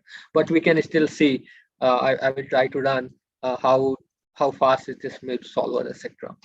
So then the latest one that we have is going to be presented at Popple next month. It's what it is doing is doing MILP, deep poly, and k-ReLU in an approximate manner. So the main advantage here is that k-ReLU now it generalizes for any activation functions, and we have custom convex hull algorithms that make it faster than just using vanilla convex hull algorithms. So one important thing is that once you don't use the Gurobi solver, we are sound with respect to floating point arithmetic, a guarantee that is not available from other tools. What that means is that the result that Eran gives captures all the output that can happen under different rounding modes and different orders of computations of floating point operations. It has been shown recently that actually if you don't take care of the floating point arithmetic, your verification results can be unsound. So the solver says that the network is robust, but actually it is not, because it does not take care of the floating point arithmetic. I can just say that in machine learning world, a lot of people just assume that everything is real arithmetic, so they don't need to take care of floating point arithmetic. One more thing I would like to mention is that the notion of floating point soundness is also very particular to the floating point model, right? So for example, if you're going to verify a sigmoid network, now if you take a Python library, it's just going to compute a different value of sigmoid up to some rounding mode compared with a C implementation. So when we give guarantee, we say that if you execute these computations using the C standard model, 64-bit, and the compiler does not do anything fishy to like change 64-bit to 32-bit under the hood, we will compute the exact results. Are there questions? Okay. Yes. Yeah. Can you go back to the page that you compose the 4 cases to get one constraint? Yeah. Yeah. Yes. How do we get the constraint? So this is computed using convex hull algorithms. So convex hull, what happens is that you take this S, Yes, that is defined over the set of inputs. So what you do is you convert this set of constraints into the set of vertices, because a polyhedra, it has 2 representations, vertex representation and the constraint representation, right? yeah, yes. So what you will do, you will generate the vertex for each of these 4 polyhedra and then take their union. The union of vertices is the convex hull. So you get the union of vertex as your convex hull, and then you convert it back into the constraint representation. Is it costly in this way? Yes, it's costly. So it has exponential complexity. So in the number of dimensions. So that's why when we were using off-the-shelf convex hull algorithms, we could not scale to very high dimensions. So when it becomes like 3 ReLU already, which requires 6-dimensional convex hull, it would take a long time. So that's why we developed this new approximate convex hull algorithms that are, I think, I remember 100 times faster than the one from like the usual ones. Oh, I see. You said that this can only handle 6 dimension. Yeah. So what we do is, if we want to compute the K-ReLU relaxation for the whole layer, like which has thousands of neurons, what we do is we compute this 3 ReLU for every group of 3 neurons. Yes. So that actually gives more precise results than if you were to actually compute. I mean, you cannot compute for the whole 1000 ReLU because it is going to be 2000 dimension, and even with our best algorithms, it's not going to scale. Yes. One more thing is that, by the way, if you were to take the convex hull of all the ReLUs like this, right? So you define your input set, and then you define this intersection with the ReLU constraints, and then compute the convex hull over the whole neural network, right? For all the layers, just one convex hull. You optimize, so if you compute the convex hull, it will be a linear region. So you can encode the whole thing as a linear program, and you optimize your objective function, then the result you will get will be the same as you will get with a mixed integer linear programming solver, right? So the best convex approximation of the network has the same output as the mixed integer linear programming solver. Why mixed integer linear programming solver works better in practice is because if you were to compute the best convex hull convex approximation of the whole network, it will have huge number of constraints. Yes. And then the solver will die. So already, like for this 6-dimension and so on, we get like 300, 400 constraints. So imagine if you are doing it for thousands of neurons groups, so then it's like a lot of constraints. So the new approximation we have, it actually, we have seen it has the same volume, but it is containing less constraints so that the solver also runs faster. So this exact space is contained in that approximation. Yeah. So we actually, so there is this purple paper coming up, Prima, that actually gives like empirical observations that this approximate convex hull, it contains, instead of 300, maybe I think 20, 30 constraints, and the volume of this convex hull is the same as if you were to be the exact one. Sorry, the volume is exact as volume is almost the same as the one you get with exact convex hull. So you do approximate convex hull to get approximate set of constraints which are fewer in number, but the volume is almost the same. And this is because I think because the polyhedra is a collection of these hyperplanes cutting through. So in the kind of polyhedra we generate, after 20, 30 hyperplanes, every hyperplane you add, it removes only a small volume. Oh, I see. Thank you. Any other question? So Gagandeep, how do you choose which K ReLUs to group together? So that's also a very good question. So what we do is, so we know the upper bound and lower bound for each neuron from the deep poly analysis already. So like if I come back here, I think it's here, right? So what we do, we try to group the neurons which have larger areas for this deep poly approximation together, because the heuristic is that if you group them together, they would the reduction in volume will be more. So we rank all the neurons by their area in this plane, right? And then we group the largest ones together. I see. So does this give any guarantees about that this is the best combination of?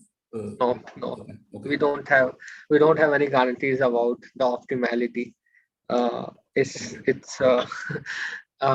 So there are other heuristics. I think even in the latest version, what we do is we have some heuristics. What we do is we actually, so if you have 1,000 neurons and you want to select every pair of 3 neurons, right? So this would be 1,000 choose 3 number of combinations you can get, right? So what we do is we select groups such that I can explain that better with an example. So let's suppose if I have x1, x2 to x5, then what I will do is I will take x1, x2, x3. Then the next one would be x3, x4, x5, such that any two groups have one variable in common, one neuron in common. I see. Okay. So then you can actually, because if you have overlap between these groups, they can actually capture more dependencies together. What we have observed is that this heuristic kind of gives the same result as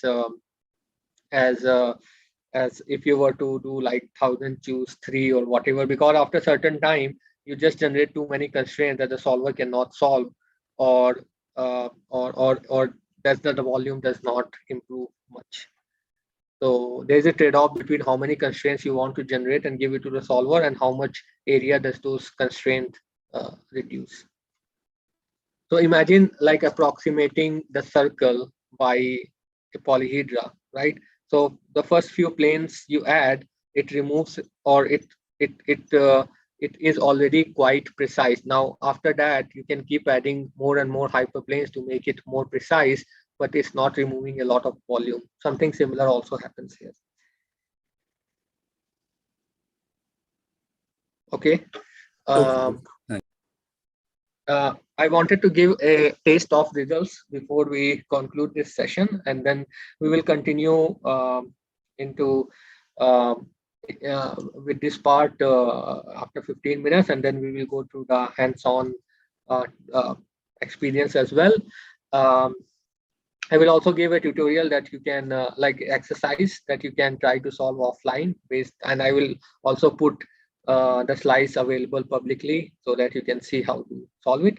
So let's look at these results. So the common perception is that if I have a very large neural network, it will be very slow to run verifier there. And if I have a small network, it will be very fast to run. Actually, that's not the case, because the actual runtime of the verifier depends upon a lot of factors which are hard to quantify. So I cannot tell if I see a neural network whether the verifier will run faster compared to some other neural network or not, because it depends upon your verification specification, how hard it is to prove, and then internally it also depends upon how many neurons are going to be undecided, right? Even the precision of a verifier is hard to say. Like if I give you a verification instance, will it verify or will it give an unknown answer?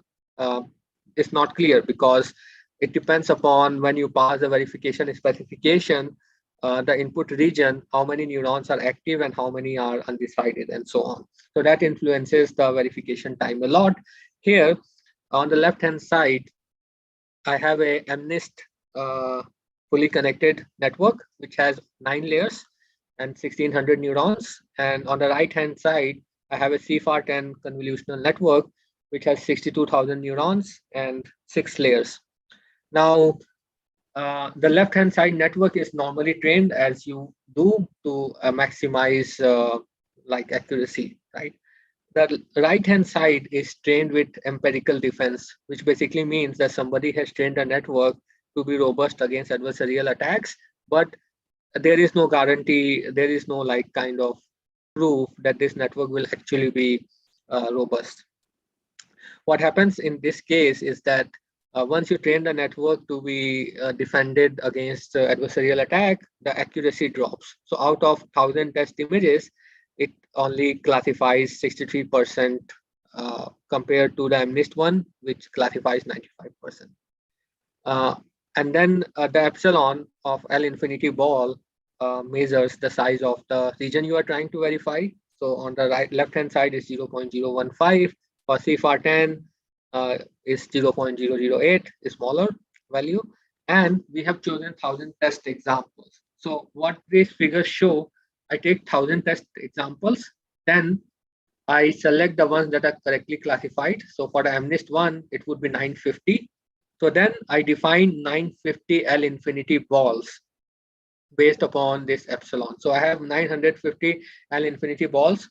And now I measure out of this 950, how many can be verified correctly, right? So this is the question I'm asking. Similarly here, out of 631 L infinity balls, how many can be verified correctly? I'm measuring the runtime of deep poly with K poly, which is the combination of KRLU and MILP and deep poly with refinement. So of course, I don't know. Of course, the runtime of K poly, because it's refinement, is going to be more and it's more precise. So what you see is that deep poly only verifies 259 L infinity balls, while K poly can verify 506. The runtime of K poly is 486. What you see is that the runtime of K poly, which is an expensive analyzer, is less on this CFAR10 network, right? So this network has 40 times more neurons, but K poly runs faster there, while deep poly is faster on MNIST but slower on the CFAR10 network. So it's hard to like just make a definitive statement about which verifier is going to run faster on which network, which property. One thing you also see is that the number of instances verified on the CFAR10 network with K poly is not that large compared with deep poly, and that is a natural consequence. When you train the network to be robust, usually already the imprecise methods like deep poly, etc., are actually precise. So there is a whole lot of field which is dedicated to training the network such that it is easy to verify. So people actually train network where box analysis is as precise as MILP. So then they actually don't want to go around and verify MILP and so on. The problem with that is that the standard accuracy drops too much. Now, the open problem is, can you actually train a network that is having high accuracy and also can be verified in a fast manner with box analysis? So before we conclude this part, I wanted to compare on on another set of benchmarks. Here, we are looking at larger models. So left-hand side, we have a CFAR10 ResNet 18 network, which has 500,000 neurons with 18 layers, and is trained with empirical defense, as I mentioned before, PGD, and it has an accuracy of 82%. So for CFAR10, you actually need to have like this 500,000 or like ResNet architectures to get more than 80% accuracy. So the epsilon chosen here is 0.002. It's only for academic reason. It actually does not represent any good L infinity region because 0.002 is not even 1 pixel.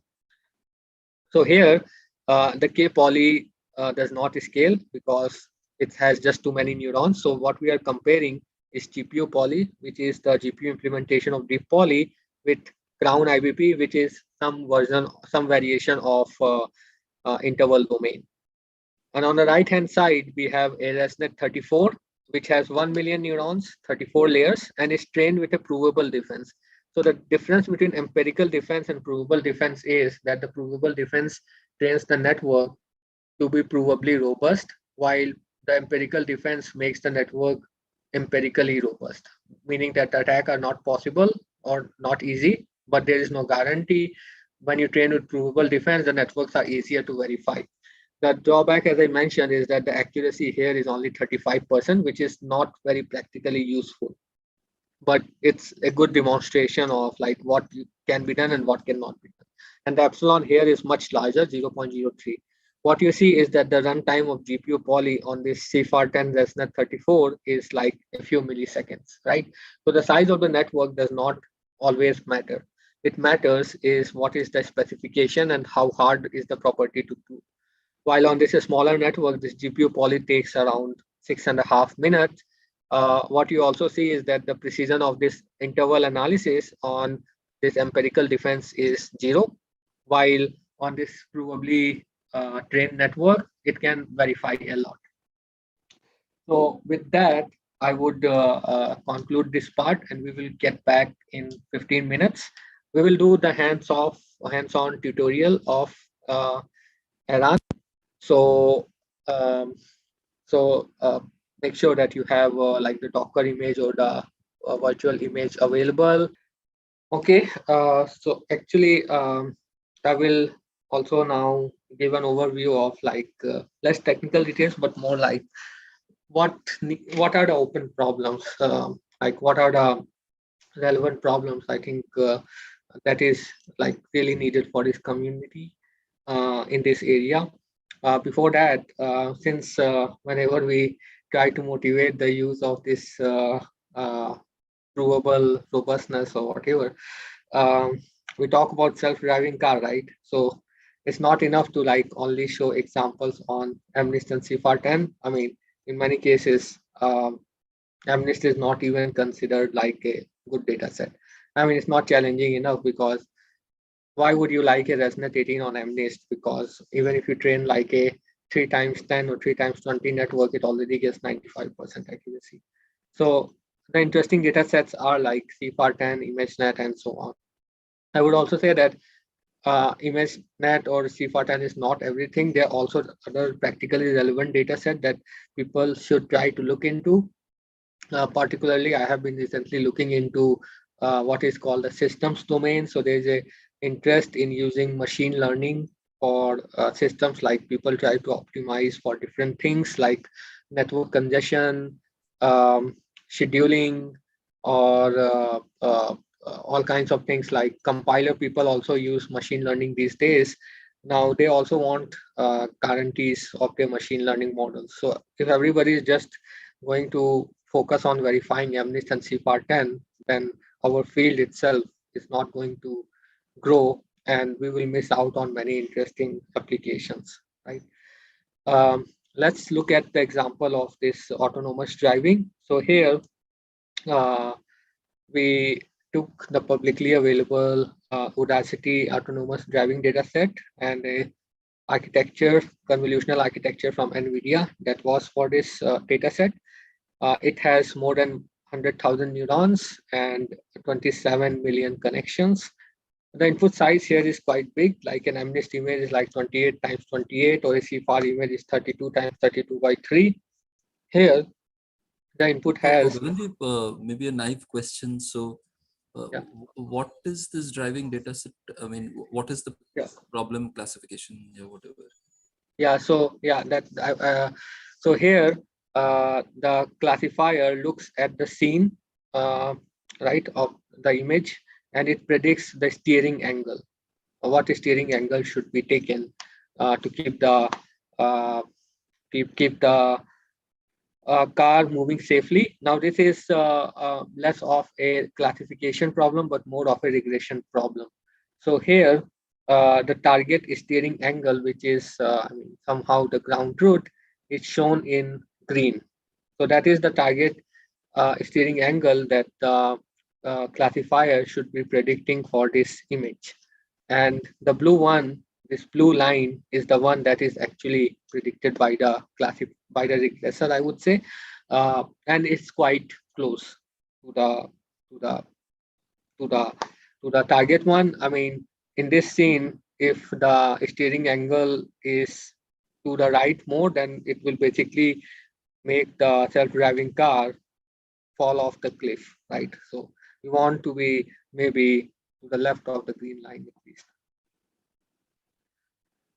So the image size is larger, and the L infinity perturbation, basically for each pixel, you can have two values to the right, two values to the left. So overall, the number of images you are trying to verify is 5 raised to the power some 396,000.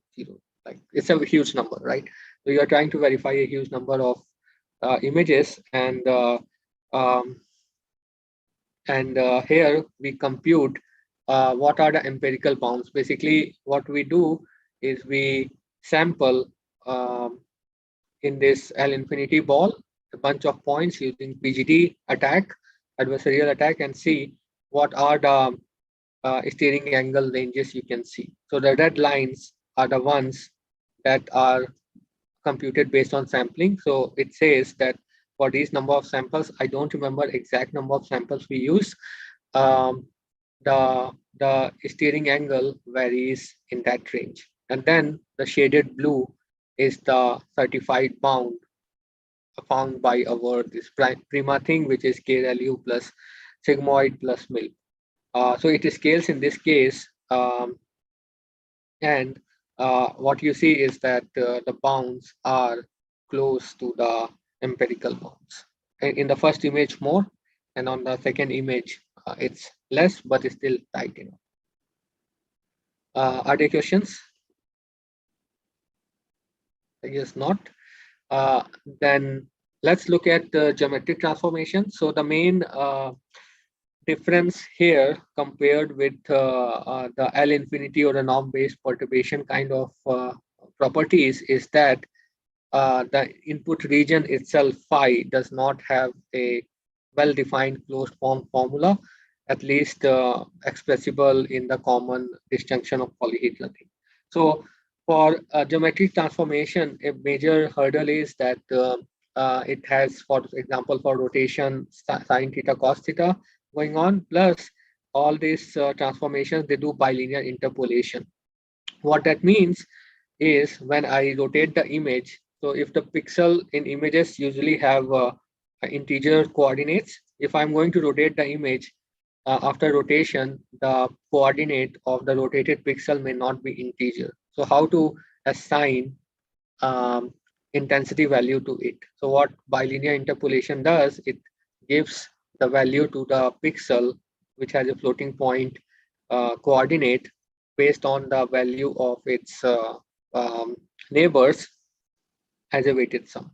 And because of that, at least we have not been able to find a closed form formula for expressing this combination of rotation and the bilinear interpolation.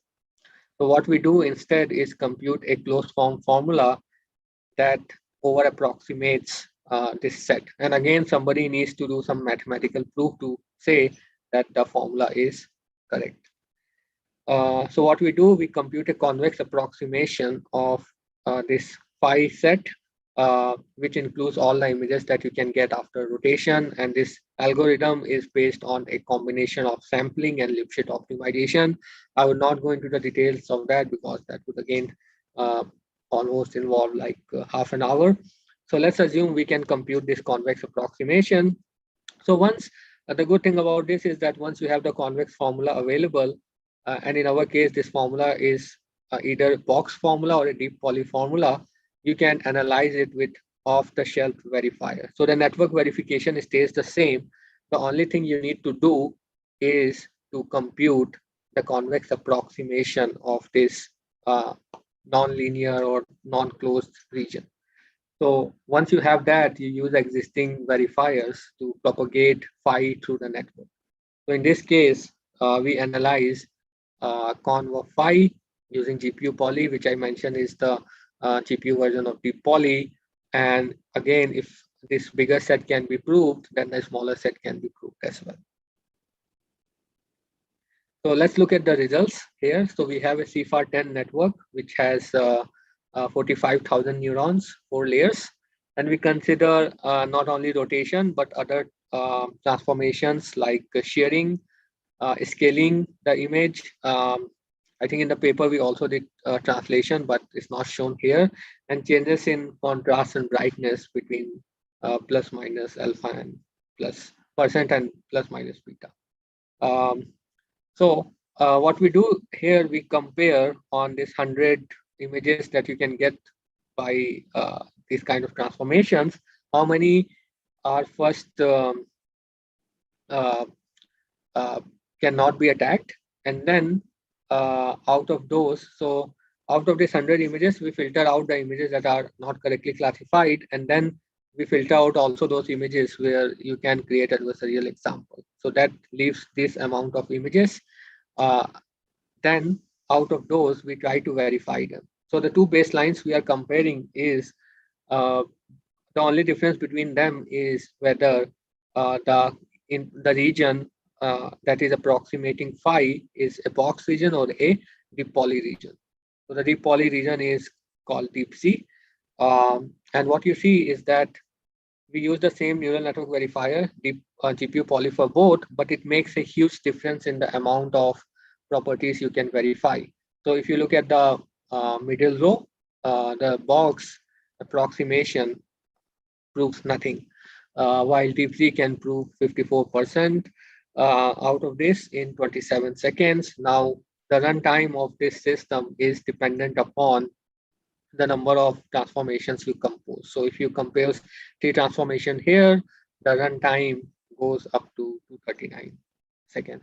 Now notice also, this one is just box region plus GPU poly. It takes 500 seconds, but verifies nothing. While this one takes half the time, but verifies more. This thing can also scale to larger networks. So ResNet Tiny, which is for CFAR10 containing 300,000 neurons. The rotation angle we consider is smaller, plus minus 2%. We can verify that in 528 seconds, around 9 minutes. Then we can also scale up to 500,000 neurons, and we can prove robustness in 82% of the cases in around half an hour. Now, let's briefly discuss audio certification. As I mentioned, if you go to a new domain, there would be new challenges. There would be new architecture. So in the audio domain, people use LSTM or more complicated models where we have not been scaling yet. There are some works on verifying transformers, but there are in the audio domain more complicated architectures where nobody has verified anything yet. If somebody does it, it's great. One more challenge here is that the audio signal before it's passed to the neural network goes through a sequence of pre-processing operations which involve a variety of nonlinear transformations. So here you can have the log transformation or square transformation in the audio pre-processing pipeline. What we do to verify it, we compute deep poly approximations of these functions. Again, there are no optimality guarantees. We try to reduce the area, but it's not guaranteed that it's like the best you can do. The main challenge here is that the sigmoid LSTM has sigmoid 10H activation function, which is more complicated than ReLU because ReLU is one dimensional. It has only one input. It's easier to visualize. Even log X and S square is easy, but sigmoid 10H is harder because it's two dimensional, hard to visualize and hard to see why something will be sound. Now, for other kinds of architectures, we have verified something like a point cloud. You have activation functions that are defined over thousands of neurons. In those cases, it's kind of hard to just visualize what you have done, whether that is optimal or not. Right? So actually, this is not R2, this is prover. This is typo. So here we consider FSDD dataset, which is a free spoken digit dataset where people are just speaking digits like 1, 2, 3, 4, whatever. And we have 15 frames because it's sequential data, 100 neurons, and a small perturbation. It takes like 9 minutes. On a more complicated data set, Google speech commands like stop, go, so on. Uh, it has more frames, 19 frames, and the runtime goes up to 800 seconds. Currently, this method is the state of the art for LSTM verification and is the only one that can actually verify any audio classifier. Now, important area that I mentioned, and that is what people are interested in, especially in the machine learning world, is actually training the network to be provably robust. So remember the kind of approximations that we mentioned uh, before in this lecture, they can actually be used for training the neural network. So how do you do that? So again, what you will do, you will take phi and compute g of phi based on your approximation. Next, you define a robustness loss function, which basically penalizes if your L infinity ball is not verified to be robust. So what you do in your g of phi, you find a point z where this difference between the logits, which is basically telling you whether the network is verifying the L infinity ball robustly or not, uh, you find that point where the loss is maximum, the verification loss, and then you back propagate these loss to update the weights of the network. So now the way you are constructing the network is guided by the network, by your verification method.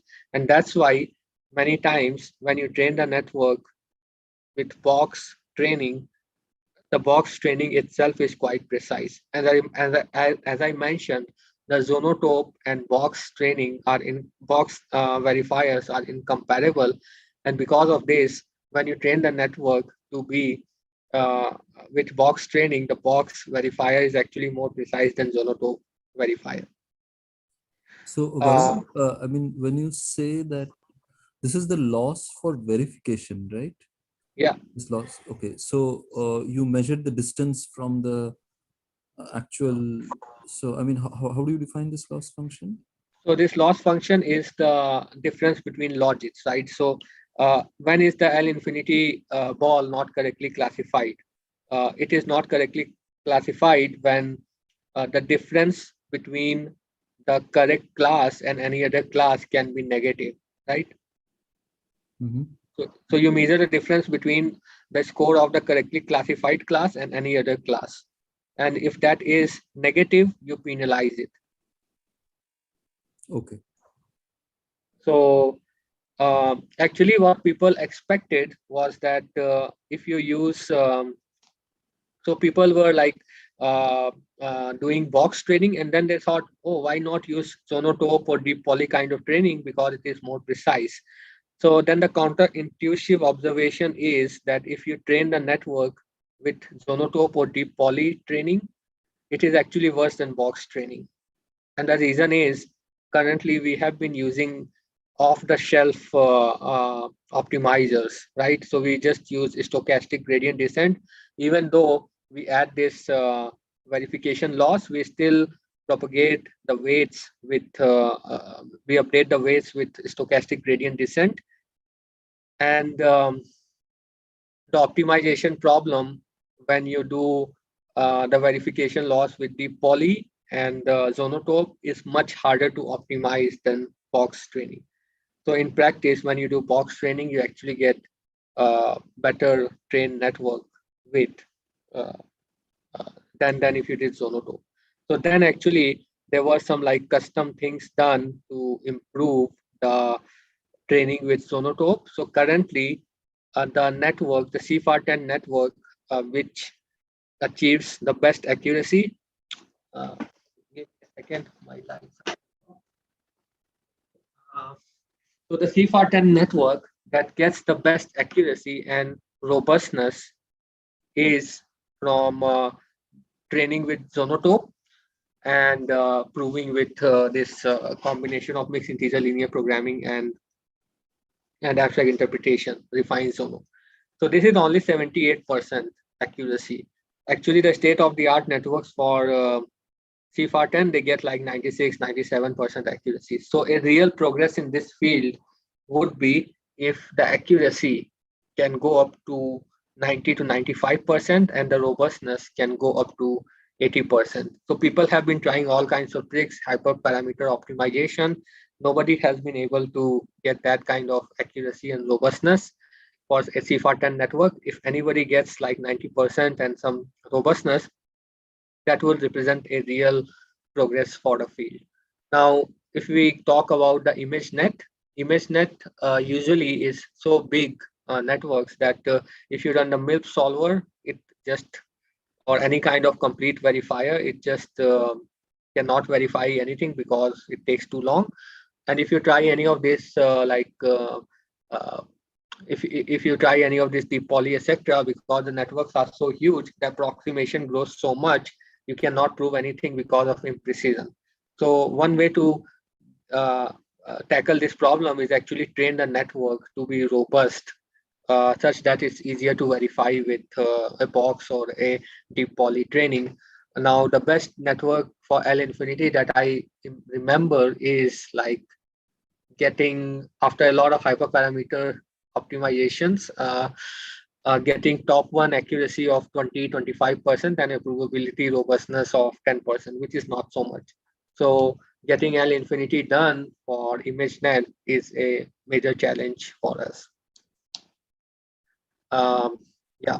So my hypothesis is that if you want to actually train, because this is known as a trade-off in the community, you cannot get accuracy and robustness at the same time, because normal training, it maximizes accuracy, but then it does not get robustness, and vice versa.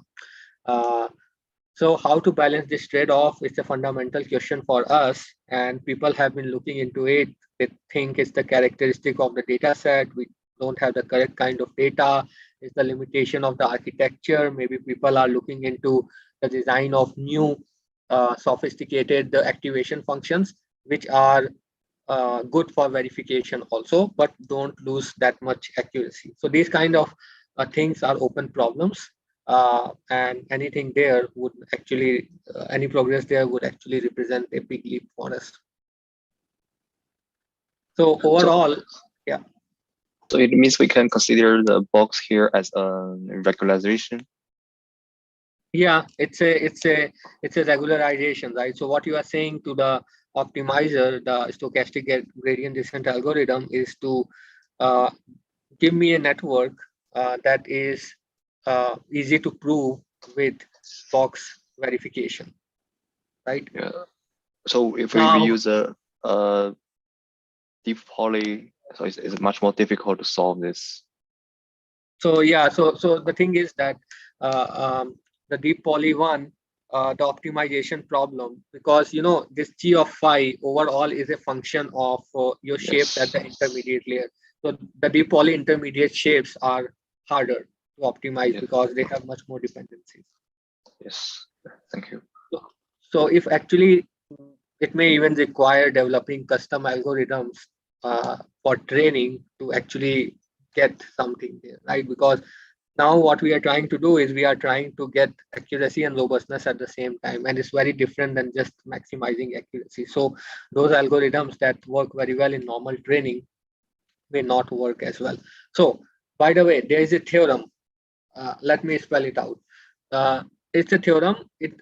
It's an existential theorem. So this theorem says, like the high level guarantee that it gives is like this.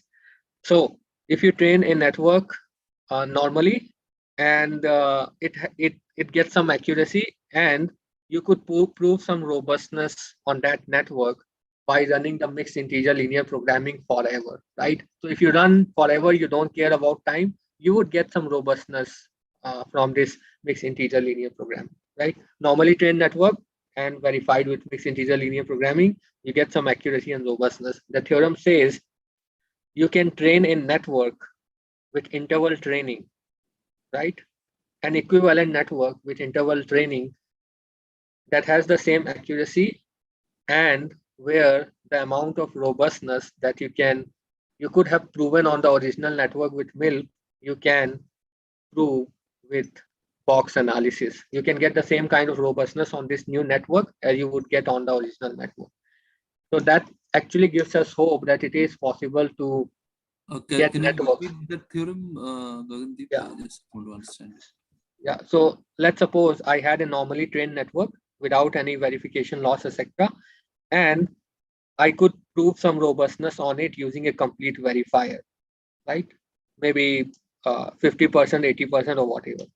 The theorem says you can construct an equivalent network with interval training using this kind of robustness loss, where if you ran the interval based verification, it will get the same kind of robustness, like 60%, as you would get on the original network with MILP.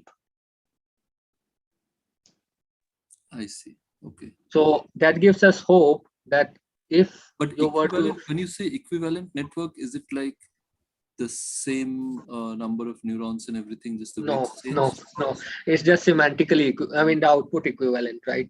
So this is the thing. This construction requires exponential number of layers, etc. Not very practical. I see. I see. But at least it theoretically says that it's possible to get that network.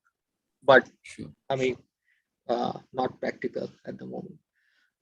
So then there have been some generalization. I think there's a paper at Popple this year that actually says that that network, that theorem was only applicable for ReLU networks. So they generalize it to other networks. It's something called, like, the way they it's called, the theorem is called it like some universal approximation for interval trained networks. Right. So that Sorry, theoretical reason, yeah. The robustness on the second on the new neural network is the same as the on the original network. Okay. What's the difference here? The robustness are the same. So what it says is that what is the main thing here is that if on the original network you cannot run box analysis because it will not prove anything, and MILP analysis you cannot actually run, but let's say you could run it forever and you could get some result, right? These results you actually cannot get in practice because MILP will never run on this network. It says that you can get another network where you can actually run verification and get the same kind of robustness. Oh, I see. Right. So that gives us hope that it might be possible to construct the network that can be both robust and also accurate, but it's a theoretical construct. So at the moment, when you train the network with this box training, etc., people have been optimizing the hyperparameters for a long time, but it just regularizes the network too much that the accuracy drops a lot. 30% or whatever, as we saw in that ResNet 34 example, like I think here the accuracy with this interval trained network was like 35%. So you get more provable robustness here, right? But it is like very, so epsilon is bigger, right? And you actually prove a lot. Out of 356, you prove 229, but it's not very useful network because the accuracy drop is too much. So this is like a fundamental problem. I'm just appending to the overall dimensions. Now there are other dimensions which I did not mention in the first part of this tutorial, which is like you can design actually custom relaxations, like maybe something in between box and Zonotope, where the optimization problem is not that hard, but it is more precise than box, because of which it is better, right? So people have been looking into those custom training procedures, how to actually optimize it, use SGD or something else. So this network that got the best accuracy and robustness, it had a very custom kind of training going on, where they would train one layer and then freeze the weights and then train the rest of the network and then freeze the weights and so on. So custom training procedures, custom optimization and so on. You can look into those. People have even been coming up with custom architectures. So there is something called L infinity net, where they don't have affine transformation in the affine layers, but they have some L infinity transformations that also gets quite good accuracy and robustness. So that's one way to also look into solving this big problem.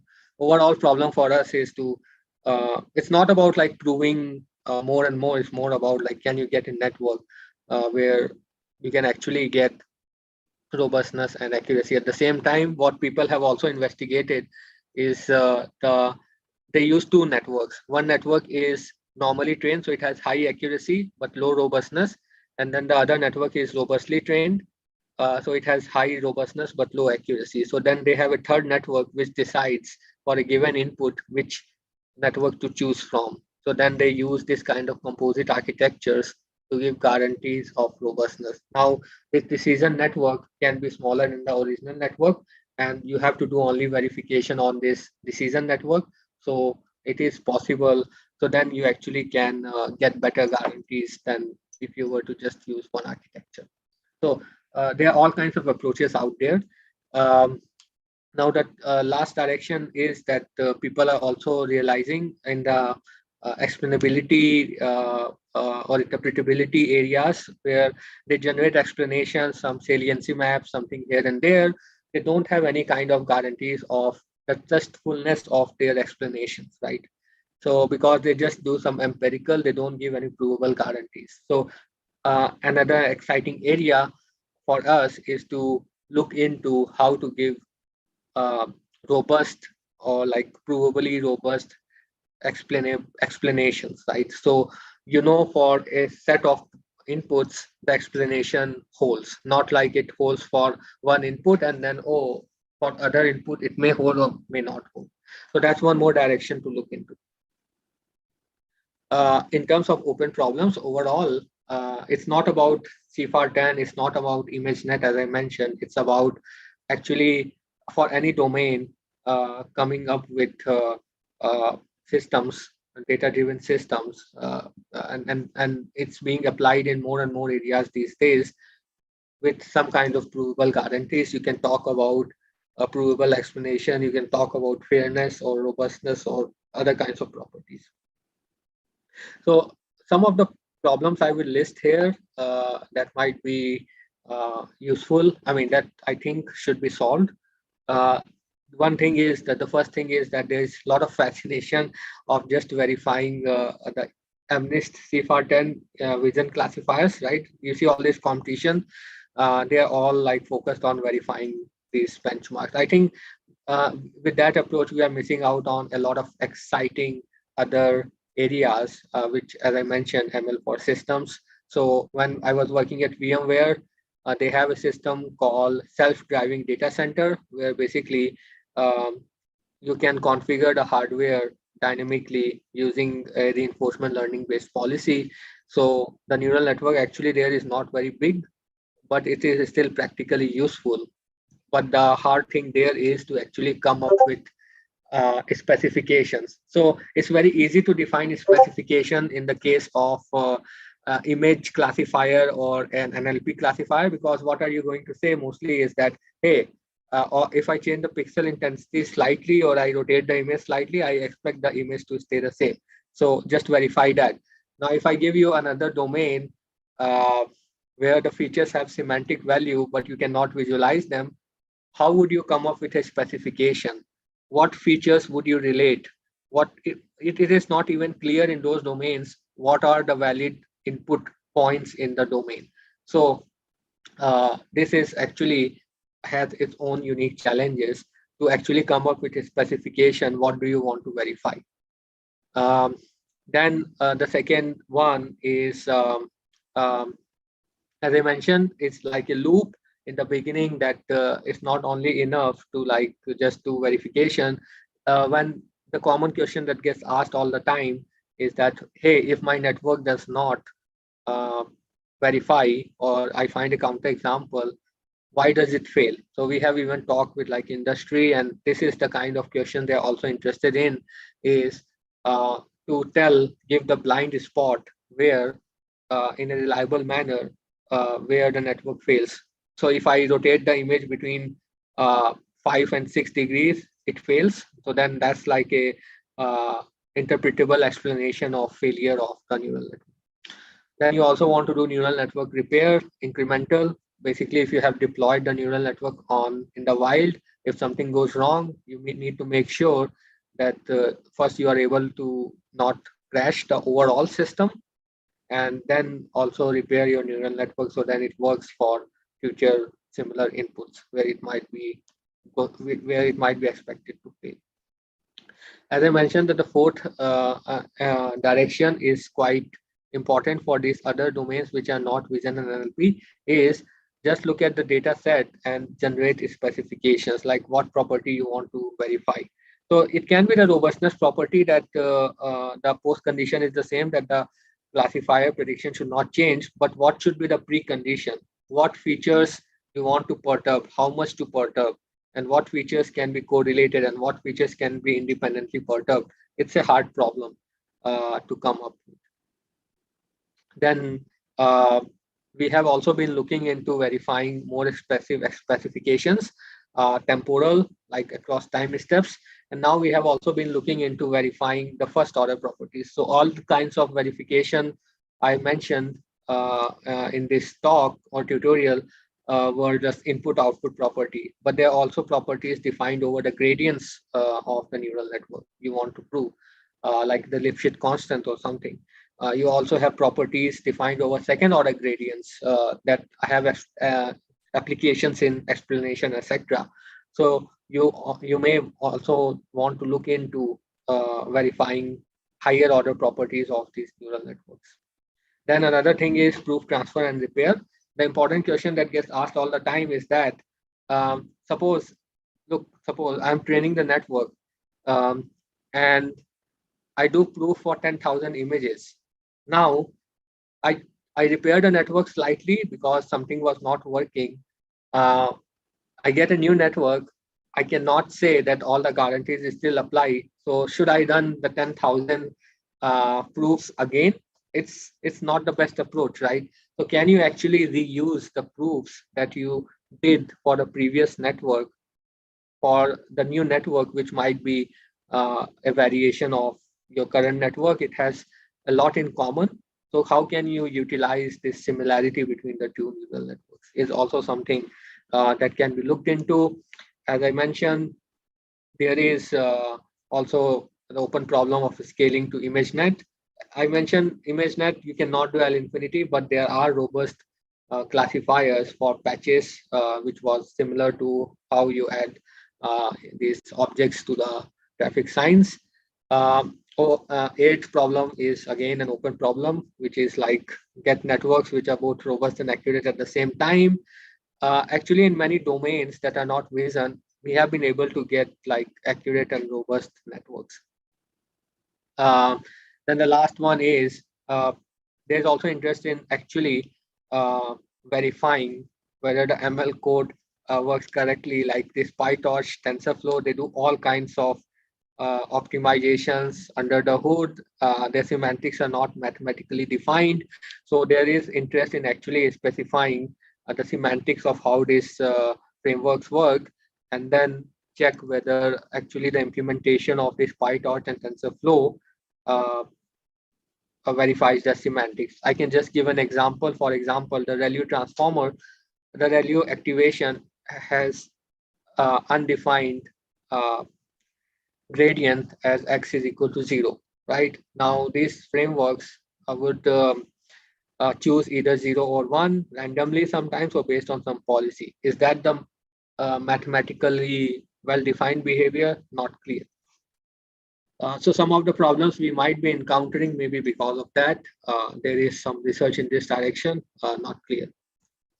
So with that, I would like to finish the tutorial, like at least the talk part of the tutorial before the demo. I would leave with the 4 important more slides, which is like the problem statement, the scope, high level idea, and I mean, Iran is just to show what is possible currently. Is most of the verifiers, they can only handle these kind of architectures.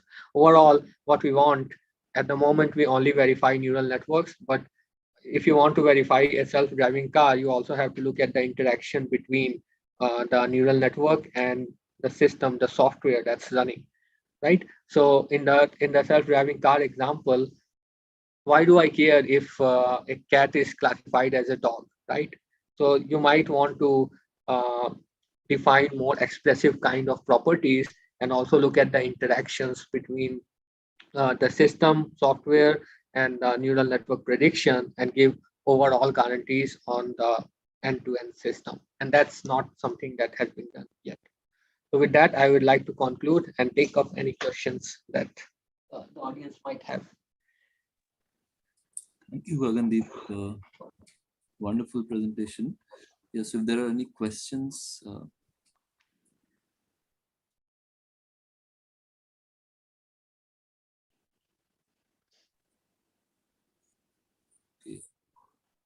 so Okay. yeah, so maybe I have a slightly generic question. Mhm. So you know, you mentioned that you know, I think in a few slides back you did mention that the floating point precision and all Mhm. does make can make verification unsound. Yeah. Right. So there is also work that actually tries to, I mean, the kind of stuff that goes on edge ML devices where Mhm. you actually reduce the size of the constants and Mhm. fewer bits and all of that. Yeah. Yeah. So is it the case that the verification should be parameterized by what representation we are using, or is there a way to sort of verify saying that as long as some properties of the number representation are satisfied, it should work? Uh, I think because for especially this edge devices, etc., people use all kind of custom fixed point formats, right? Uh, if they don't have any similarity with what has been verified for a verifier, the guarantees will not transfer. Even if you verify something for 64-bit, it does not transfer to the 32-bit, right? Now, in the community in general, people just assume that, hey, verifying one of these is fine. Everything is just real number. So the floating point errors don't matter. But actually they do. And we have actually been investigating because for us, we are at least sound to some degree in the floating point world when we use this deep poly, GPU poly, deep C. Only time we are kind of unsound and more vulnerable is when we use this Gurobi solver. So then we have been actually investigating the development of a floating point LP solver at least. So again, because we only have to handle limited transformations, which is this composition of special kind of equalities and inequalities from ReLU and affine transformation, it is possible to do floating point sound LP solver. Just that the current implementation that we have been doing for the last 1 year is quite slow. So to actually get a fast, efficient floating point sound LP solver or MILP solver running, it could be an exciting development. And I actually agree. So actually, you know, what I'm asking is that these edge ML, I mean, I'm certainly not in that area, but Yeah, I think those papers are basically saying that even if there is, you know, numbers with much fewer bits are yeah, used, yeah, the accuracy is almost the same. yeah. So that leads me to question that is the precision of the numbers so important? Yeah, actually, that's again good question. Maybe I missed the mark last time. So what has actually been seen is that not only the accuracy is high. Sometimes, the accuracy stays the same with this kind of reduced format, and actually the robustness of the network, assuming like real arithmetic or whatever, right? So if you do the robustness of these networks with reduced precision, actually it's more than the normally like higher precision network. Oh, So okay. it seems to matter. One more thing is that when you do this robust training, like provable defense, what I have seen is that the weights of the networks are very tiny, like 10 to the power minus 14, 10 to the power minus 7. right? If you do normal training, it's like 1.2 and so on. So when you do this box training, it makes the coefficients very small. And because of that, the box training actually scales a lot. Now, if you do this box training for this other kinds of networks, yeah, so then it is going to have a lot different behavior from like the normally trained network. Or not the normally trained network, but the one trained with like 64-bit or higher precision format. Okay. Okay. So one thing we have also been working on recently is the development of an ISO.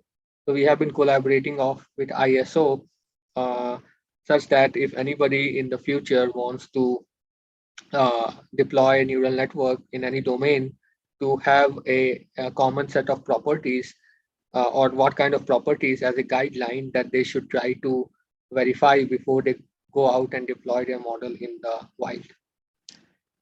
So there, this fixed point thing that you mentioned is one of the things that they should look into verifying their property with respect to the floating point format they are using.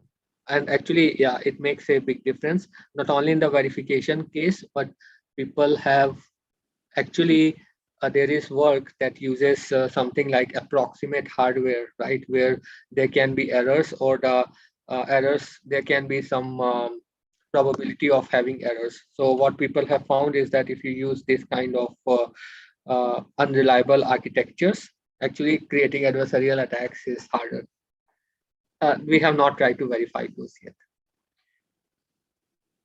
Thank you. Okay, any other question? If not, let's, we only have like 10 minutes or something. So let me give like a quick demo We have of around 15 minutes. We start 15 with, minutes. yeah. Okay. 5 minutes past. So we can do a quick demo of Iran. I don't know how many have like installed it, but we can still go through like how the verification code usually looks like. So let me try to share this. Second. So let me stop sharing this and then share this one. Okay, so okay, so everybody can see this terminal. Yeah. Let's see. So okay, so if you I have put this code in the repository. As I said, it's a very simple bare minimum code to actually specify any kind of new neural network where you would like to run this kind of Iran tool. So here, this is like the simple import that you need to do. And I will go through this code one by one. So what you need to specify here is the neural network that you want to verify. And in this case, we support now Onyx format. It's a common format that can support networks trained in PyTorch and TensorFlow. So the thing is that otherwise there is a lot of work to support networks trained in TensorFlow and PyTorch because the APIs changes all the time. Then the next thing needs to be specified is the mean and standard deviation. So what happens with all this CFAR10 and MNIST data set is that they have they do normalization of the Gagandeep, is it possible to increase the font size a little bit? font size. Let me see. If possible, otherwise it's okay. Let me see. Does not seem to be increasing. Okay, no problems. Let's go ahead. Okay, so the next thing that needs to be specified here is this means and standard deviation. So what is so this is some magical constants known in the community for normalizing the image before you pass it to the neural network. So for the MNIST image, you would specify for each pixel what mean. So this is like x, the pixel minus the mean divided by the standard deviation. And the next thing that is specified is epsilon, which is the size of the L infinity ball. In this case, is 0.1, and the domain that you are trying to use for verification. In this case, it's the poly. Then there is this normalization code, which basically would from each pixel subtract the mean and divide by standard deviation. Then the next thing what happens here is that there is this function read ONNXNet. It reads the network in the ONNX format, and then it creates an ARAN model. So what we need to do is we remove the operations from the computational graph of the neural network that are not relevant for verification. So for example, if there is some resize, there is some shape operation or multiplication by 1, they are not going to affect the verification. So we remove it and get a model that is a sequence of just affine transformation and value transformation. So that's one limitation of these all approaches, is basically they assume they do not support all the operations of ONNX. They only support a subset which are sufficient to handle convolutional, residual, and fully connected data sets. Next thing is the set of images. So that's defined in this file in RGB format. In this case, it's like 0 to 255, only single channel. So you read that set of images and then you parse them into an array. Then what you do is you have this set of images in this test set, and then you go through them one by one. So first, you convert this RGB kind of image into 0 to 1 grayscale image because it's MNIST data set. Then you normalize the image using those means and standard deviation. And then the key function for ARAN is analyze box. So analyze box, it requires upper bound and lower bound for each input dimension. So first, what we will check is we will check whether the image is correctly classified or not. So for that, the upper bound and lower bound for each pixel is the same, which we did here. And then we will get the set of scores at the output layer, and we will print it. And then we will also get the label predicted by the classifier. If that is the same as the one in the test set, then we know that the image is correctly classified. Then we will actually pass our L infinity ball through the network. So here we will, for each pixel, subtract epsilon and add epsilon, and then normalize that epsilon ball. So if you want to support any other kind of interval region, you just need to specify this spec LP and spec UP. It need not be addition or subtraction of epsilon. Then you will call the analyze box, and then we will check. It will return a label again, and we will check if that label is the same as the original label. If that is the case, the image is verified. Otherwise, the answer is unknown. So let me run this, and we will see the results now. So this one has like 9,000 neurons, and this is running on a very, I would say this CPU is not very powerful. It's still quite fast for this 10,000 neurons. It's running in a few seconds, right? And what you see also is that even though the epsilon is very large, 0.1, it can verify most of the instances, even though this is just it is just deep poly analysis, which is imprecise. Why this is the case is because this network has been trained to be robust. So when you train the network to be robust, the deep poly analysis is quite precise. So here, if I keep running it, it will verify a lot. I will just stop it, and then I will give you an example of a smaller network. So this network is normally trained, and it has only 3 layers, 50 neurons each. Again, I'm going to run deep poly, but with a smaller epsilon. And let's not run the complete now. So let me run a smaller epsilon, 0.03, right? So the previous network, it was verifying a lot. And this, even the smaller network, it actually does not verify a lot, but it runs very fast. You cannot even see how it's running. So what you see is that mostly it's failing and it verifies only a few. So this is the thing, when you train the network to be normally trained, the deep poly thing can be very imprecise, while it is quite precise when you train the network to be robust. So if we were to look into the timings of the Gurobi, so the only thing we will do is we will run the same thing, but we will provide another option, which is complete is equal to true, which will just run the Gurobi solver out of the box. You can see what are the timings of this thing. So it will only run Gurobi when the poly fails to verify. So what you see is that the timing here is 1 second or less than 1 second for this small example. So for any label that the poly cannot verify, it tries to run a MILP instance, and here the time for this small network is quite small. And what you see is that many of the instances that would have been declared unknown by deep poly can actually be verified by this complete solver. So this can continue, and sometimes you see it gets stuck, right? For some images, it takes longer time, 2 seconds here. Let's see if this finishes and verifies anything.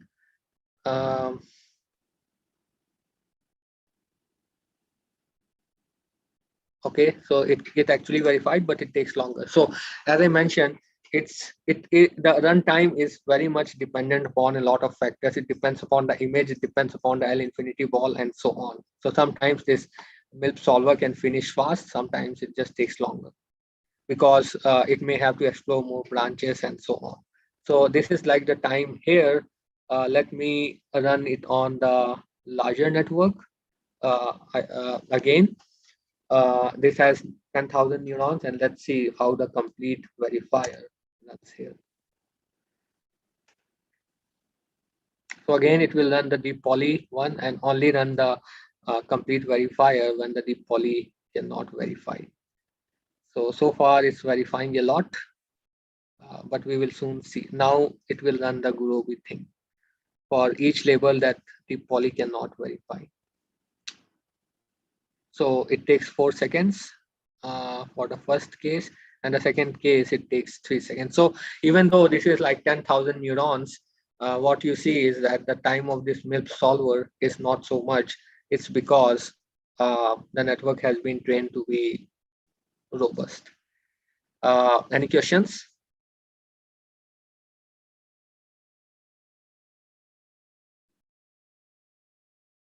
So here it took like 11 seconds. The time is variable, but all these tools, they are quite fast. I guess I can try to run GPU poly, but I'm not sure if it will run.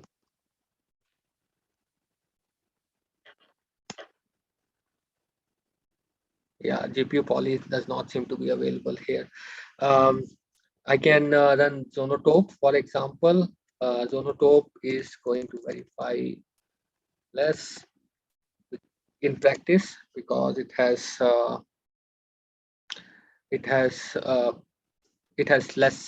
more area than deep poly.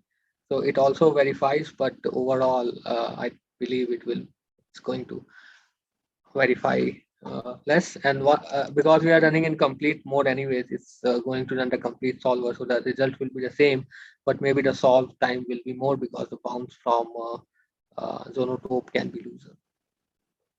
So here what you see, what gets printed, important to note is, so concrete is the actual scores for the original image predicted by the classifier. Let me pause this.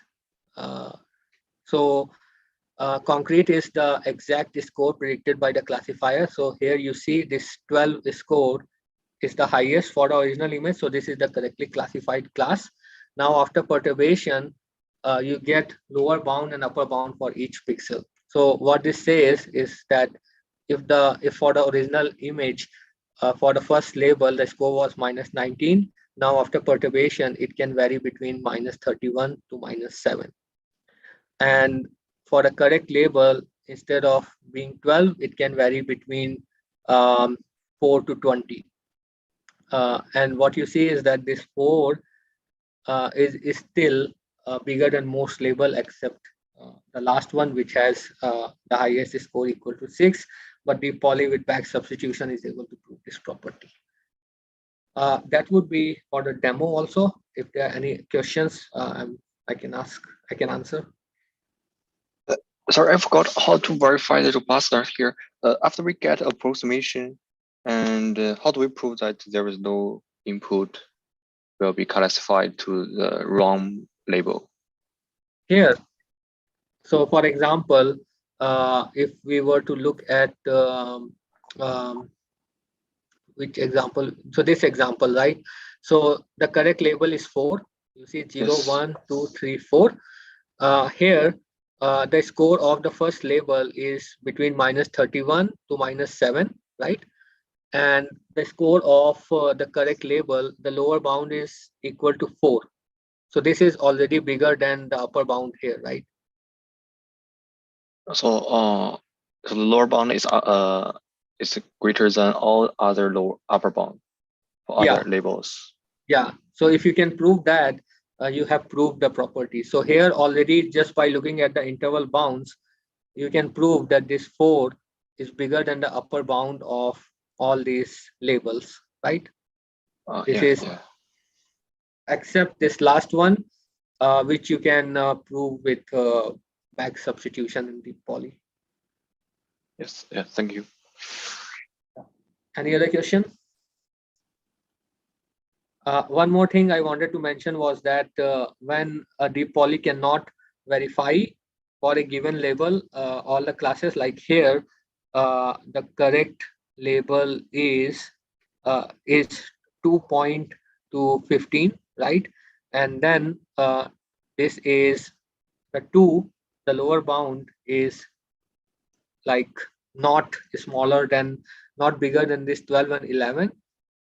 Then the poly is not able to prove. Then we run this MILP solver, and the MILP solver is actually able to prove that even these classes will not be classified as the one for any given input in the input region. So in the MILP solver, we specify the constraint that the lower bound of our target label is not lower bound. The value is greater than all other labels. The probability. Yeah. So at the moment when we call this solver, MILP solver, the objective function is for robustness. So we already specify that the lower bound of the difference between the correct label and any other label should be more than 0. So that's why it checks for the lower bound of the difference between the 4th label and the 8th label and 4th label and the 9th label. Oh yeah, thank you. Yeah. Any other questions?